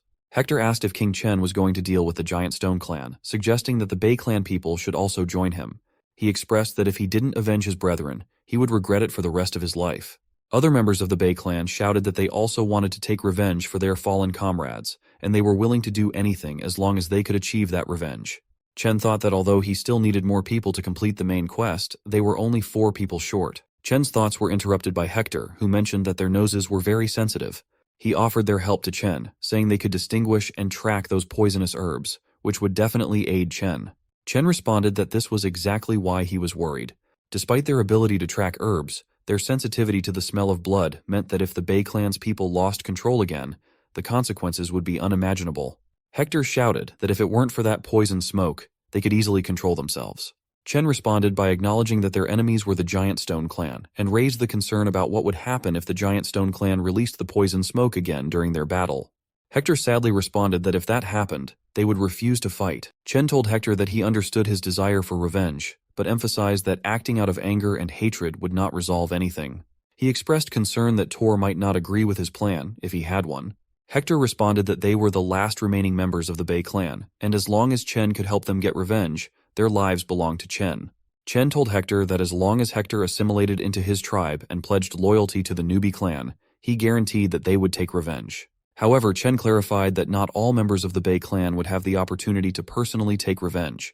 Chen asked Hector again what he thought about the arrangement. Hector and every member of the Bei clan started shouting that they were ready for it. As Chen started to leave, Hector called out to him. Chen understood and instructed Ah Yu and Ah Yun to release the people of the Bei clan from their cages, as they were companions after all. After doing so, Chen's system indicated that he had completed the tribe mission and received the quest reward. As a reward, Chen received 3 attribute points, a large material chest, and a heritage plaque. Since Chen had completed the quest within 7 days, he also received an extra reward of a surprise gift package. Chen felt relieved that he had finally completed the quest and decided to allocate all the attribute points into strength. After allocating the attribute points to strength, Chen suddenly felt an enormous increase in power, sensing the energy surging within him. When the transformation completed, he noticed that his hair had grown longer, and he wondered if it was a side effect of the power boost. He then decided to check the rewards. In the large material chest, he obtained 1 ton of hematite. Upon seeing this, he felt happy because it would help him skip the Bronze Age and advance straight to the Iron Age. After that, Chen opened the surprise gift package, hoping for something exciting. When the package opened, he was delighted to find 3 jars of hemostatic ointment. Chen was amazed that the prize was much better than last time. Chen then instructed the system to retrieve the heritage plaque. On the heritage plaque, it showed that he had obtained a civilization product, but it required 10 technology points to unlock. Without hesitation, he allocated the required technology points to identify the product. Identification completed, and Chen received a plaque of Sense of Modesty. Chen realized that this could be a crucial step in the development of civilization. He felt happy knowing that now he wouldn't have to worry about mixed-gender baths anymore, as he didn't want anyone to see Lisa bathing. Now, Chen had to think about how to deal with the threat of the giant stone clan. Suddenly, Ah Yu arrived but was shocked to see Chen's new avatar, as he had become taller and more muscular. Chen responded affirmatively and asked Ah Yu what she needed from him. In response, Ah Yu asked if Chen wanted her to go and negotiate with the giant stone clan to clear up any misunderstandings. Chen explained that there was no misunderstanding. The giant stone clan had decided to wipe them out. He described them as the most troublesome opponent the newbie clan had ever faced, capable of using tactics like pitting enemies against each other while they benefited from the chaos. Ah Yu tensely asked what their clan should do now, expressing her fear. Chen responded that for now, their best course of action was to build their defenses, stockpile food, and avoid provoking the giant stone clan until their clan was fully prepared. In other words, their clan had to conceal their capabilities and bide their time. Ah Yu then asked how they should arrange the 22 new people who had just joined. Chen instructed her to divide the Bei clan's people into 3 groups, each tasked with building houses, gathering food, and making traps. Hearing about traps, Ah Yu got confused and asked what they were and why they needed to build them. Chen explained simply that traps could be used to protect their territory. He added that by setting traps, they could catch live enemies or wild beasts, enhancing their defensive capabilities. He then told Ah Yu that he had an urgent task for her. With the sudden increase in their population, they needed to consider long-term food supply issues, and they couldn't afford to waste uneaten meat. He decided that they should start by teaching everyone how to make meat jerky. When Stonebone arrived and expressed surprise at Chen's increased height and muscularity, Chen asked him not to pay attention to it, and instead focused on the task he had for him. Chen then instructed Stonebone that he needed him to set up traps in the surrounding mountains, emphasizing that the denser the placement, the better. He mentioned he had already selected some people to assist Stonebone, and he would personally teach him how to make the initial trap. However, Chen stressed to Stonebone that the most crucial task was not just learning to make the traps, but remembering the locations of these traps. Hearing all that, Stonebone became tense and expressed that the task didn't seem exciting at all. Chen lightly tapped Stonebone's helmet and told him that entrusting him with remembering the location of every trap was a sign of his trust in him, so it needed to be kept an absolute secret. He also told Stonebone that only he and Stonebone would be involved in this task. No third person was allowed. Chen instructed Stonebone to ensure that each person rotated through different areas to set the traps, and not to let anyone know all the trap locations in a specific area. Otherwise, if there were to be a traitor among them, the consequences would be unthinkable. Chen then asked Stonebone to report all the trap locations once they were set. He even erased the drawings he used to explain to Stonebone and instructed him not to draw anything anywhere, but to remember the trap locations in his head. Stonebone responded that he thought it was a bit difficult, but he would definitely live up to the trust Chen had placed in him. Chen praised Stonebone for his commitment and asked him to go and rest, as they would begin their work under the cover of night. Chen put the Sense of Modesty plaque in front of his house so everyone could see it as they passed by and learn from it in their own way. He then told Lang Guchui that he was going to rest for a bit. Stonebone and the others would find him at night, but if anything urgent came up, Lang Guchui could wake him. Inside the house, Chen lay on the bed and wondered how much time they had. There was so much to do, like training soldiers in different units, building defense structures, arranging patrol teams, discovering new technology, and expanding their territory. It seemed like never-ending work to Chen. But he decided to cherish this rare moment of rest, and went to sleep. When Chen woke up, he found himself in a bar where some beautiful girls were having drinks. Chen asked them to introduce themselves. The girls said their names were Xiaoya, Lily, and T-Dan. Chen was very happy and shared that he had drunk too much but was glad to be back, no longer having to endure anxious days living in the wild. Chen enjoyed their company, and after some time, Xiaoya was lying beside him, telling him it was time to get up and work. He responded that he really can't do it anymore, Xiaoya. He then heard her say she wasn't Xiaoya. Chen tried guessing other names, but each one was denied. Finally, she said she was Stonebone. At that moment, Chen opened his eyes, stunned, and shouted in fear. It turned out that it was all just a dream. Chen furiously asked Stonebone why he was in his room. Stonebone responded that Chen had told him to come and find him at night. But when he arrived, Chen grabbed him and started flirting. Chen was stunned upon hearing this, but Lan Guchui interrupted, saying it was all a misunderstanding and they should leave for work. The scene then shifted to some time later, where Chen was showing everyone how to make a trap. He demonstrated by creating a spike trap as an example for everyone. He explained that since the enemies and monsters they were facing were quite large, the traps needed to be deep and wide enough to be effective. Chen then demonstrated how to hide the traps with leaves in a specific manner. Chen reiterated that the spike traps could be combined with the tripwire traps he had shown them earlier, emphasizing the importance of mixing and matching trap types. He also mentioned that Huang Shi could teach everyone how to make other types of traps. Hearing this, Huang Shi got confused and admitted he didn't know how to make any traps. Chen then asked Huang Shi if he remembered the moving target used for spear practice, suggesting it could be perfect for a trap if they replaced the log with a net and added a triggering mechanism. Chen left the work to Stonebone and the others and headed back, hoping he could continue the dream he had just woken from. As he returned to the territory, he was surprised to see that no one was walking around. Normally, by that time, someone would have woken up and started working.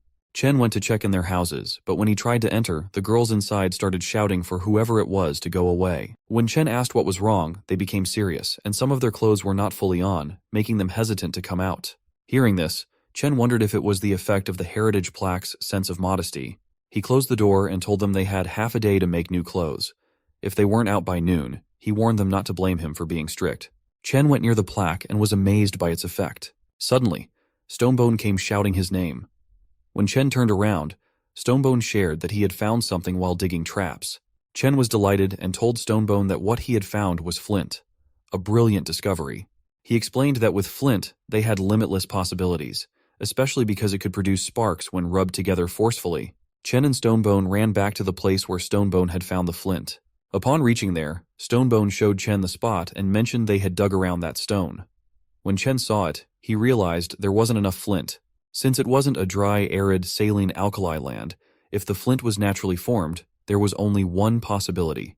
Chen asked Stonebone to take a closer look at what was inside the soil. Stonebone agreed, and mentioned that the soil in that area was easier to dig, and there appeared to be some things inside that didn't quite look like stones. When Stonebone tasted it, he got freaked out because it was dung, and he felt very bad after eating it. On the other hand, Chen already suspected that there was probably a fairly large dung pit underneath. He felt puzzled, wondering if it could be possible that another primitive people had lived there and reached a cultural level where they had something akin to toilets. Or could it have been the old lair of the giant stone clan? Chen ordered Stonebone to collect the flint, bury the places again without leaving any traces behind. He also instructed to set up a few more traps nearby and to build beacon towers in high places.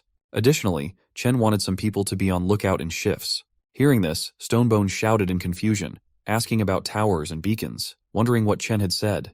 The scene then shifted to 4 days later, where Chen wandered through the territory, observing the many houses that had been built.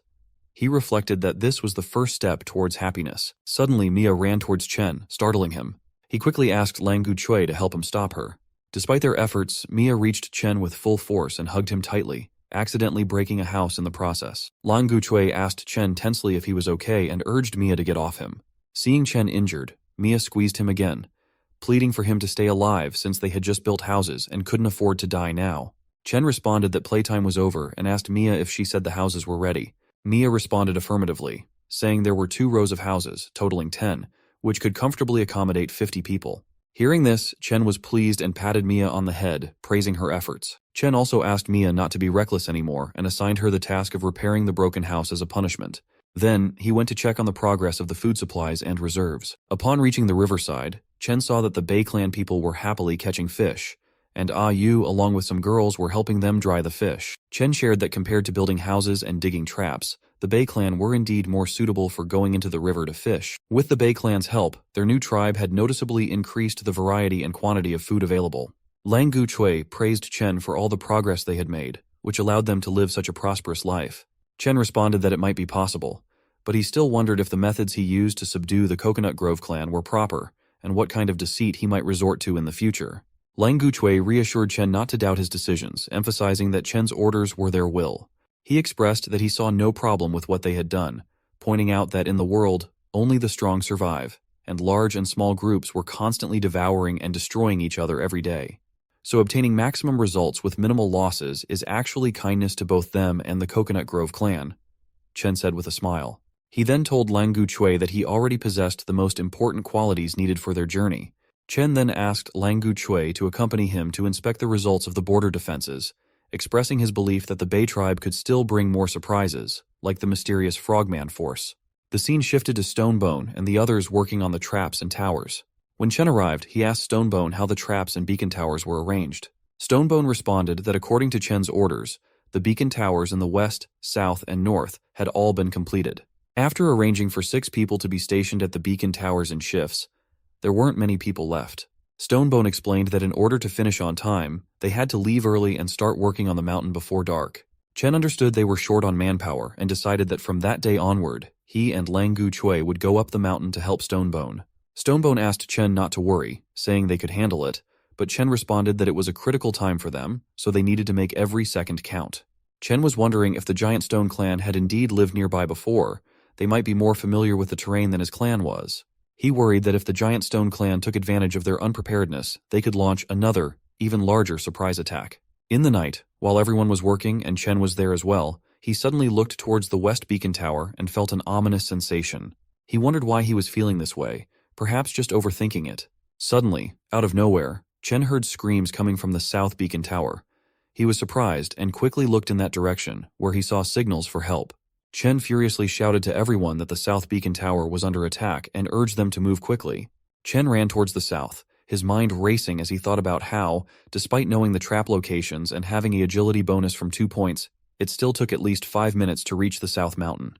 He hoped that nothing would happen during those crucial 5 minutes. At the South Tower, Huang Shi was patrolling when he noticed triggered traps very close to the tribe. He wondered how the enemies had managed to infiltrate so far. Huang Shi also considered the possibility of other enemies nearby who might have seen the firelight and were ambushing towards it. He decided it was best to find these enemies first and launch an attack. Huang Shi ran towards the source of the noises and attacked with his spear, but the enemy proved formidable, deflecting the spear and forcing Huang Shi to dodge. To his surprise, the enemy quickly closed in to attack him, leaving Huang Shi with little time to react, causing him to shield himself in fear. To Huang Shi's relief, the enemy stopped the attack and revealed himself to be Chen. Surprised, Huang Shi asked why Chen was at the southern side. Chen responded urgently, saying there was no time to explain, and asked if Huang Shi knew where the traps had been triggered. Huang responded affirmatively and described the location where the traps had been triggered, mentioning he was the one who lit the beacon tower. Chen quickly instructed Huang Shi to wait for those taking the safe route and bring them to that location after him. When Chen reached the location of the triggered traps, he didn't sense any other people nearby. The silence was eerie, suggesting they hadn't caught a wild beast. The fact that the trapped person wasn't calling for help made Chen wonder if they were truly alone or had lost consciousness. When Chen went to look at the trapped person, he was surprised to see that it was none other than Lisa. He asked her what she was doing there, as she was supposed to be recovering from her injuries. Lisa became furious and asked Chen why he was just standing there asking questions. Chen smiled and teased her playfully by tickling her feet. Lisa, feeling frustrated, asked Chen to help her down from where she was trapped. Suddenly, they both heard Huang Shi and the others approaching. Lisa furiously shouted at Chen, telling him that if anyone saw her like that, she swore she would make sure they kept quiet about it. Chen became tense and asked Lisa to wait while he dealt with the approaching group. He shouted for everyone to stay back and not come any closer, warning them that the situation was very dangerous and they could die if they approached. Hearing this, Stonebone looked confused and wondered if Chen had fallen into an ambush. He questioned whether they should rush in to rescue Chen. Huang responded that he didn't think so because from Chen's demeanor, it seemed like he hadn't been affected negatively. Huang also speculated that Chen might not want them to see something specific, Stonebone pointed out that he thought Chen was taking a break after the battle, noting that even the women avoided them when bathing and everything seemed a bit different, though he couldn't quite pinpoint why. Here, Chen freed Lisa from the trap and laughed, teasing her that he didn't expect her of all people to fall into the trap, but at least now they knew how the traps worked. Lisa chuckled and commented that she didn't expect him to know so many strange tricks. Chen then asked Lisa what had brought her there in the middle of the night. Lisa shared that she had overheard some conversations among the Bay tribe in the evening. Lisa explained that she overheard two people from the Bay clan talking about how they wished they could catch fish, shrimp, or clams by the seaside to boost their energy for work. However, they mentioned that the way to the beach was blocked by a ferocious pack of hyenas, making it too risky to go fishing when there was a chance of being attacked. The scene shifts to the present, where Lisa explains that she decided to come and find a safer way during the night. Chen shares that he had walked that path many times, and there were no hyenas there 5 days ago. He suspects that someone from the Bay clan might have sneaked out in the past few days, causing the hyenas to move into the area. Lisa asked if something was wrong with the Bay clan and suggested executing them. Chen responded with a no, clarifying that he wasn't suggesting that. He explained that he was thinking about the security loopholes they hadn't noticed before. Chen proposed setting up patrols and emphasized the importance of clearing the way to the beach for safety. Chen added that while fish and shrimp were secondary, they definitely needed dodo birds and their eggs. He suggested they could also open a salt field for salt drying. Chen then declared that it was decided. After daybreak, they would deal with the troublesome hyenas. Lisa shared that she could handle setting up patrols and secret sentries, but she suggested Chen reconsider dealing with the hyenas and expanding the territory. Chen smiled and asked if she was worried about him. Lisa got embarrassed and asked Chen not to flatter himself. She expressed her concern that with their small numbers, spreading out to guard 2 territories might be reckless. She also pointed out that the beach had already been attacked by the Giant Stone clan once. What if they were to attack again? Chen responded that precisely because the Giant Stone clan had already been to the beach, it made it relatively safe. He explained that their tribe's camp, the beach outpost, and the Giant Stone clan on the southwest mountain formed a triangle. Chen proposed that as long as they ensured a smooth exchange of goods and information between the beach outpost and the tribal camp, they could support each other effectively. Lisa admitted she didn't fully understand what Chen was talking about, but since he had made a decision, she agreed to go along with it. The scene then shifted to some time later, where Hector, Chen, Lang Guchui, and members of the Bay clan were heading towards the location where the kid had seen the hyenas. Hector asked the kid if he was sure he encountered the hyena on that path, noting there was no smell of blood. The kid affirmed that he had seen the hyenas around 2 days ago. As the kid moved ahead, he was suddenly attacked by a hyena.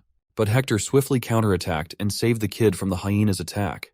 However, they soon found themselves surrounded by a group of hyenas from all sides. Lang Guchui cautioned Chen to be careful, but Chen smiled and reassured them that with the Bay clan as their allies, these wild dogs wouldn't pose a threat. At that moment, Hector suggested to Chen that he could take the group on the left, while leaving the right side to him. The fighting commenced, and the Bay clan easily engaged with the hyenas. Chen thought it was a good opportunity for him to observe what the new recruits could do. Suddenly, a hyena tried to attack Chen, but he easily blocked it by grabbing the hyena's neck. After a few minutes, everyone managed to defeat the hyenas. Hector expressed that it wasn't satisfying enough for him. Chen asked Hector to let it go and urged everyone to move forward.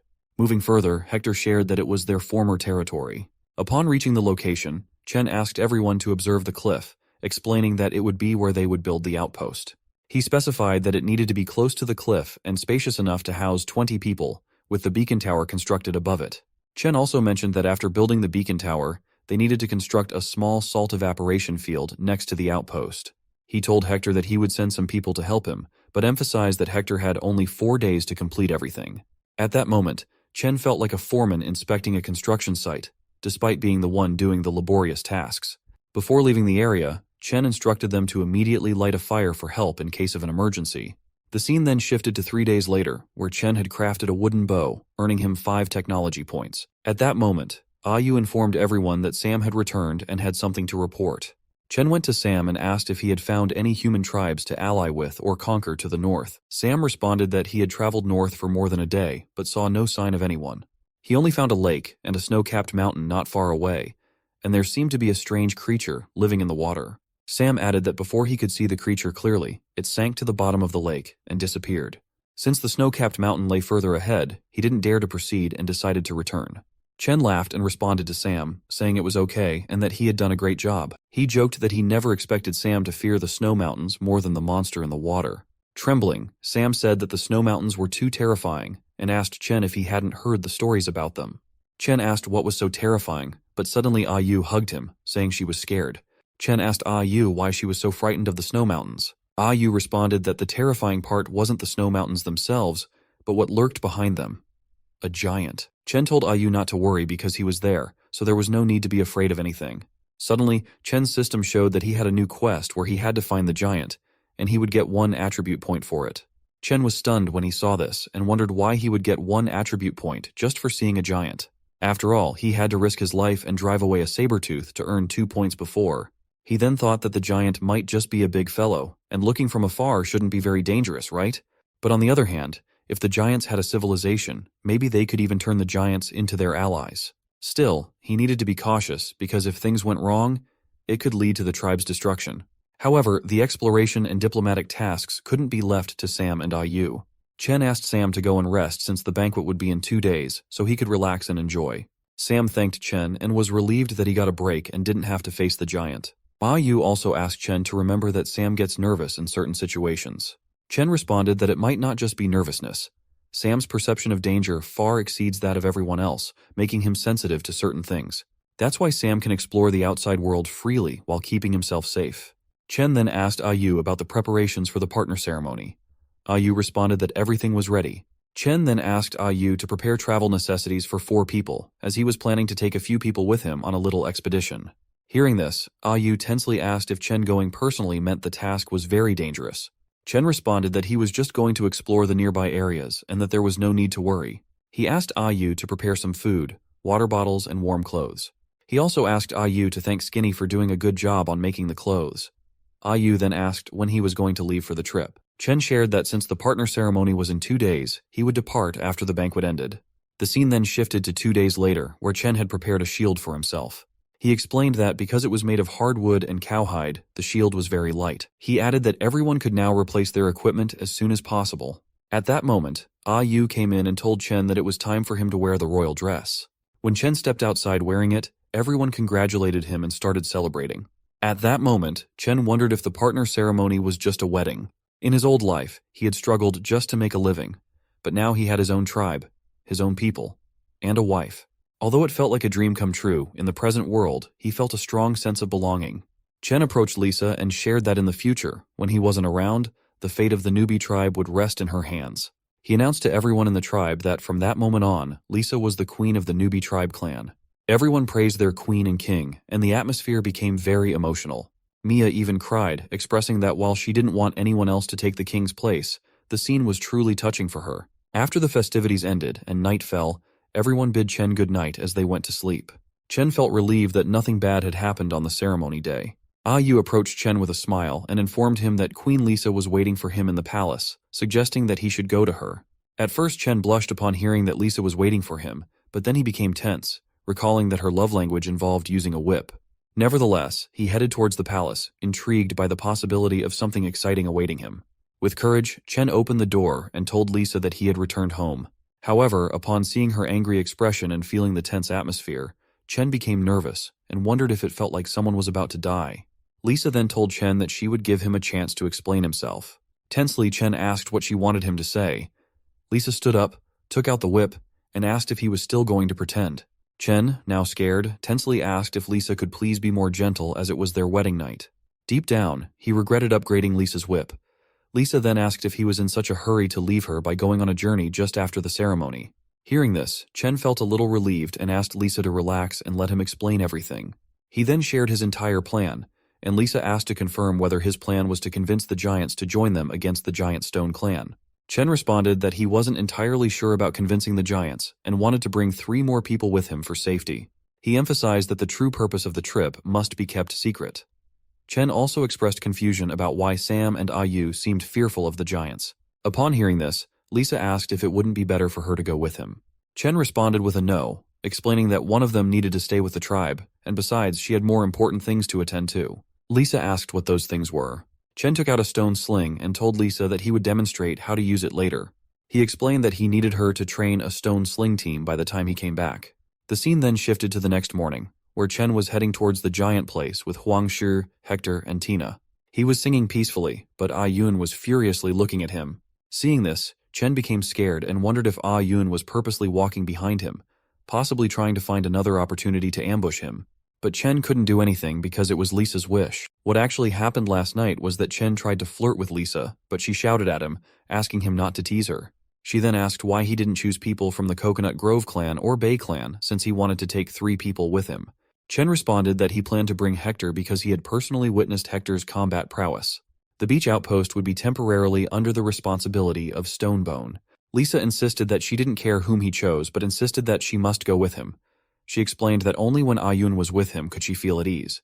Lisa then approached Chen and reassured him that she had already taught Ayun a severe lesson for the last incident, so he could rest assured. The scene shifted to the present time, where Chen was still furious, unable to be at ease with Ayun walking behind him. Chen now relied heavily on Huang Shi, believing that if something went wrong, only Huang Shi could save him. Huang Shi mentioned that he felt like someone was staring at them, but then dismissed it, saying it might just be his imagination. Hector then asked Chen if he knew there was a lake ahead.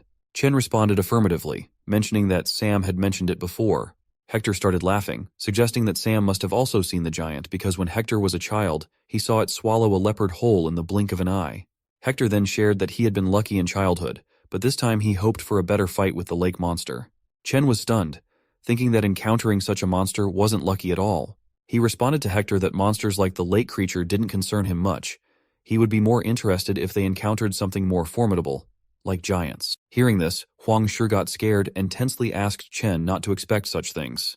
Chen responded that he was speaking casually and asked if there really were giants.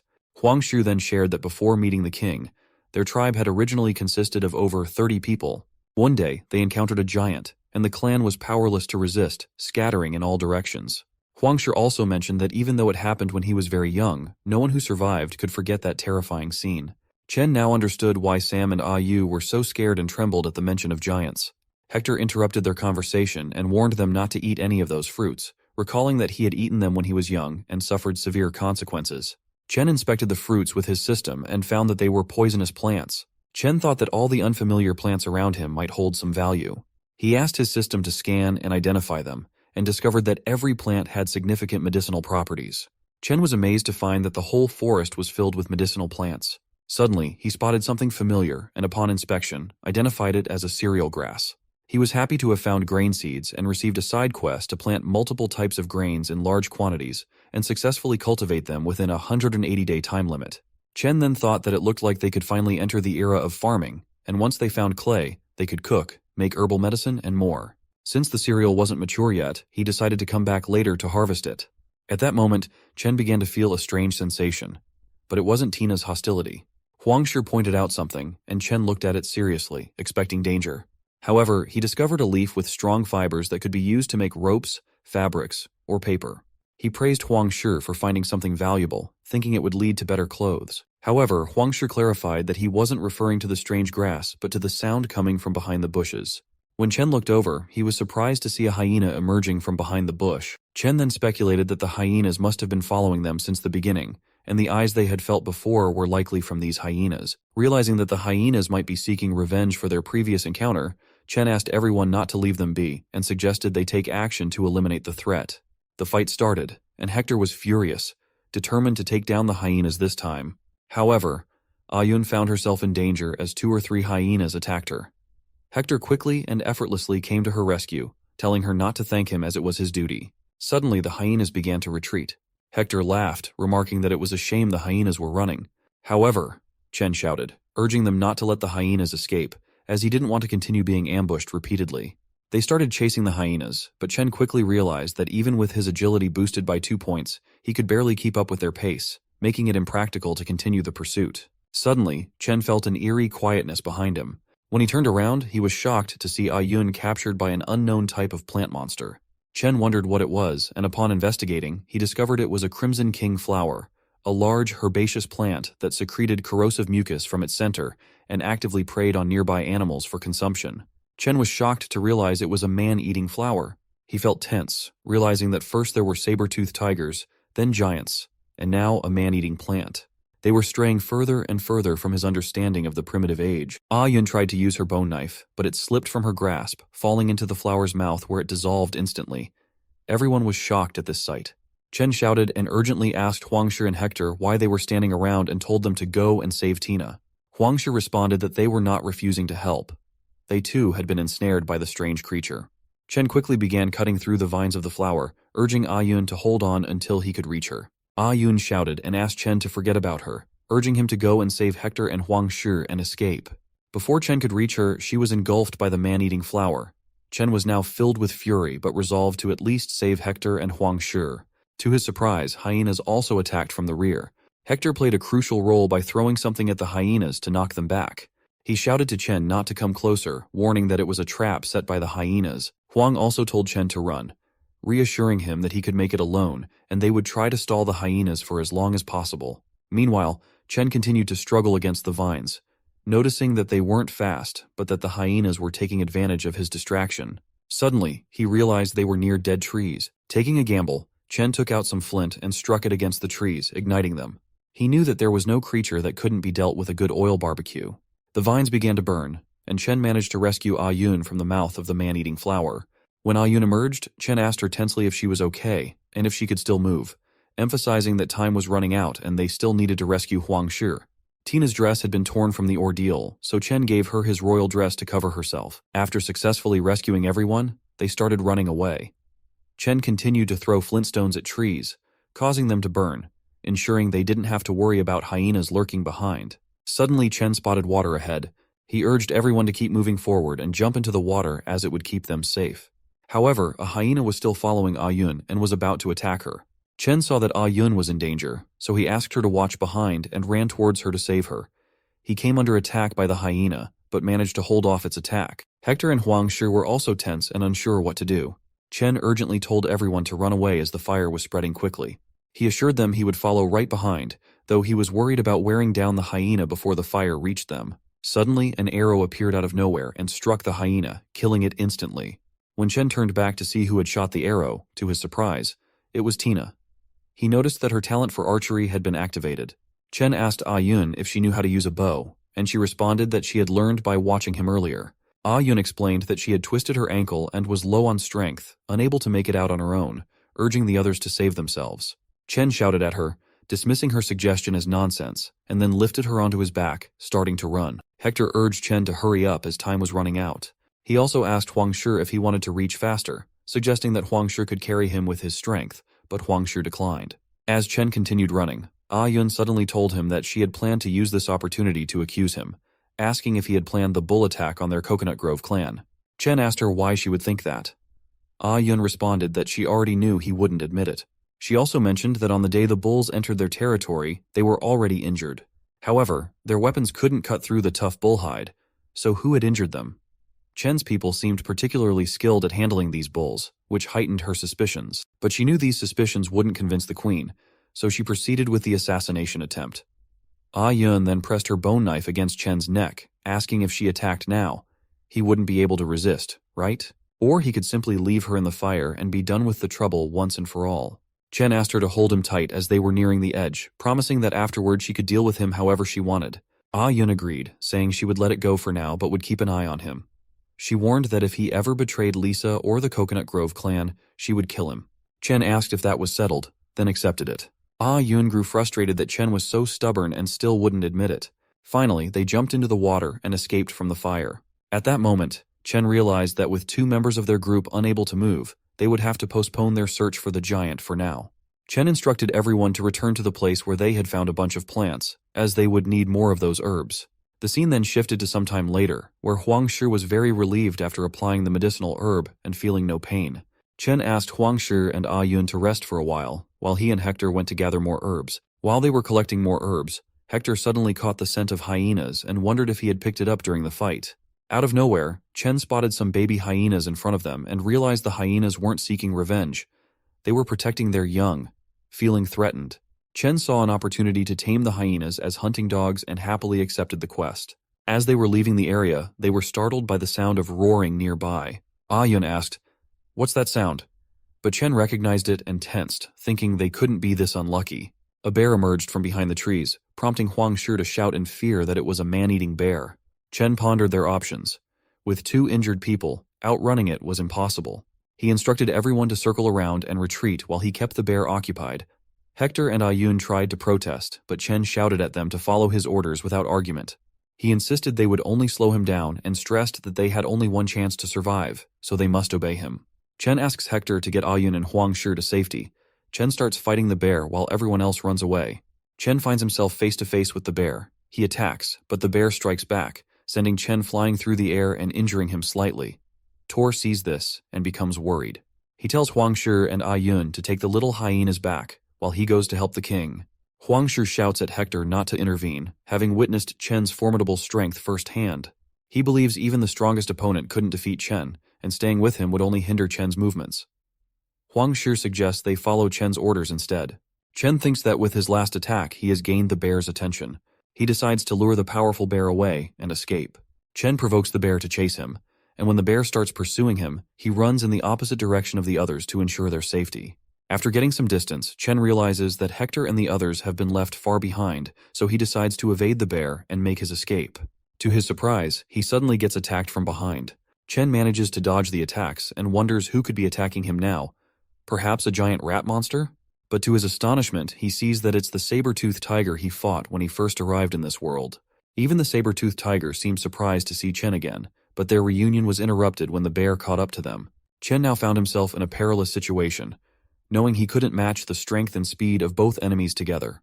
He contemplated whether to use the power of Pangu, but he knew that doing so would leave him weakened for a long time, possibly causing him to pass out for days. Moreover, even if he survived fighting the tiger and the bear in his weakened state, he feared that the giant stone clan might attack while he was vulnerable, leading to his demise.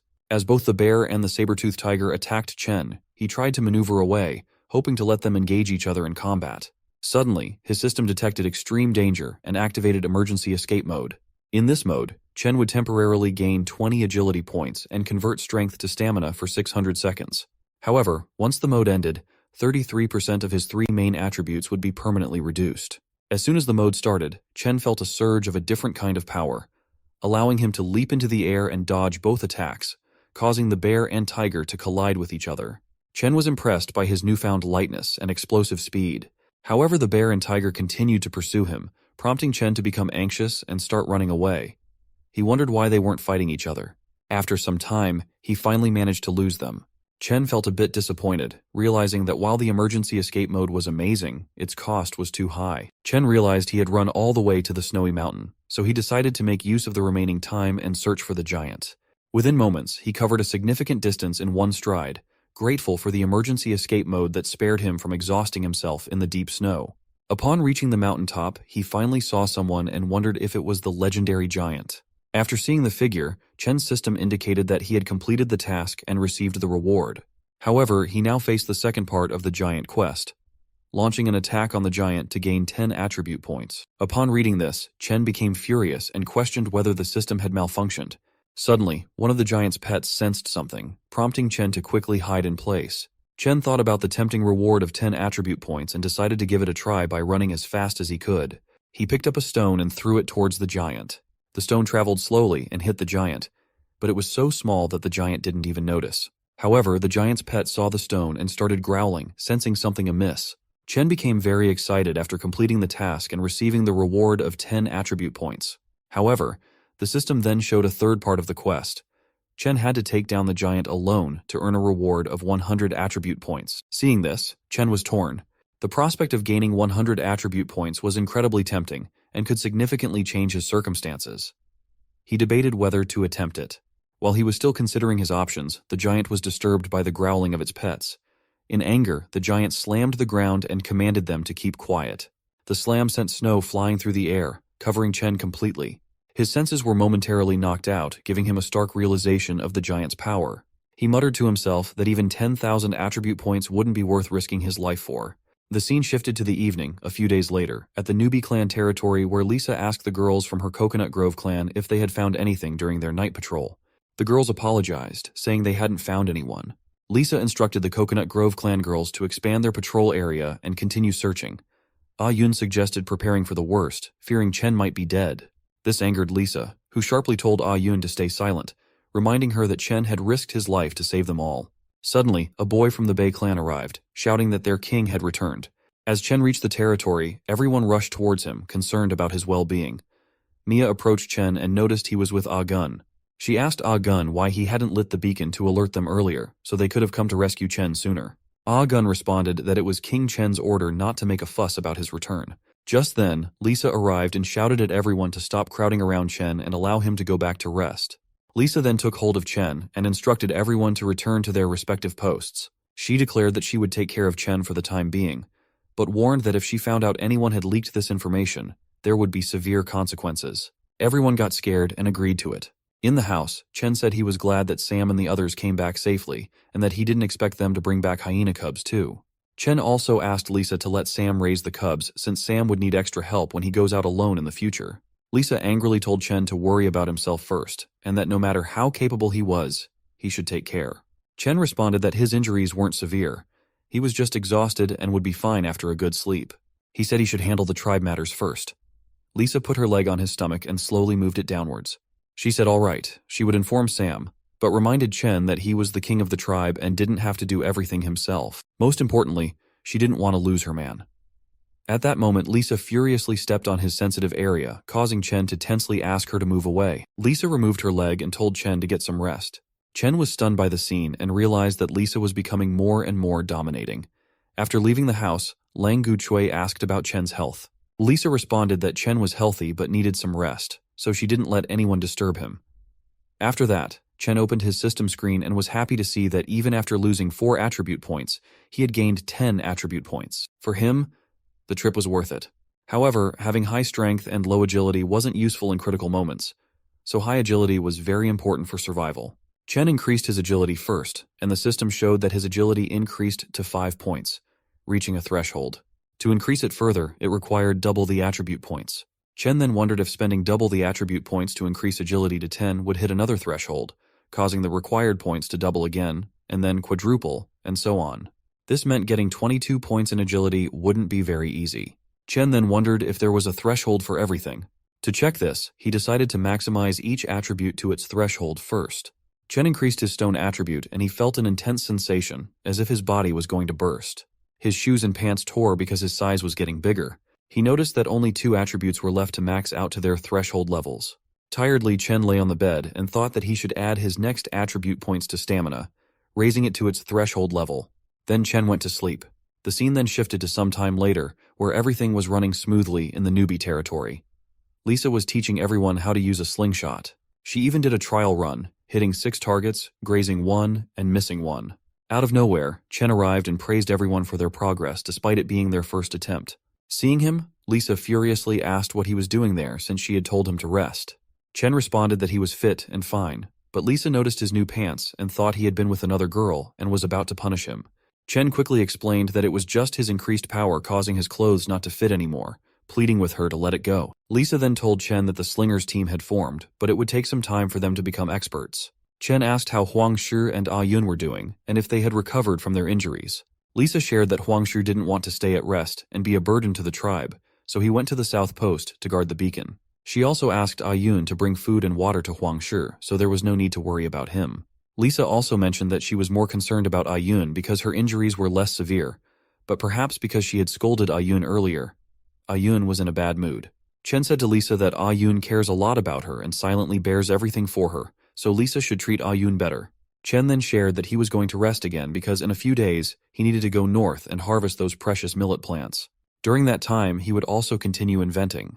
The scene then shifted after 4 days, where Chen had prepared a table of numbers from 1 to 9 and planned to teach them simple addition and subtraction later.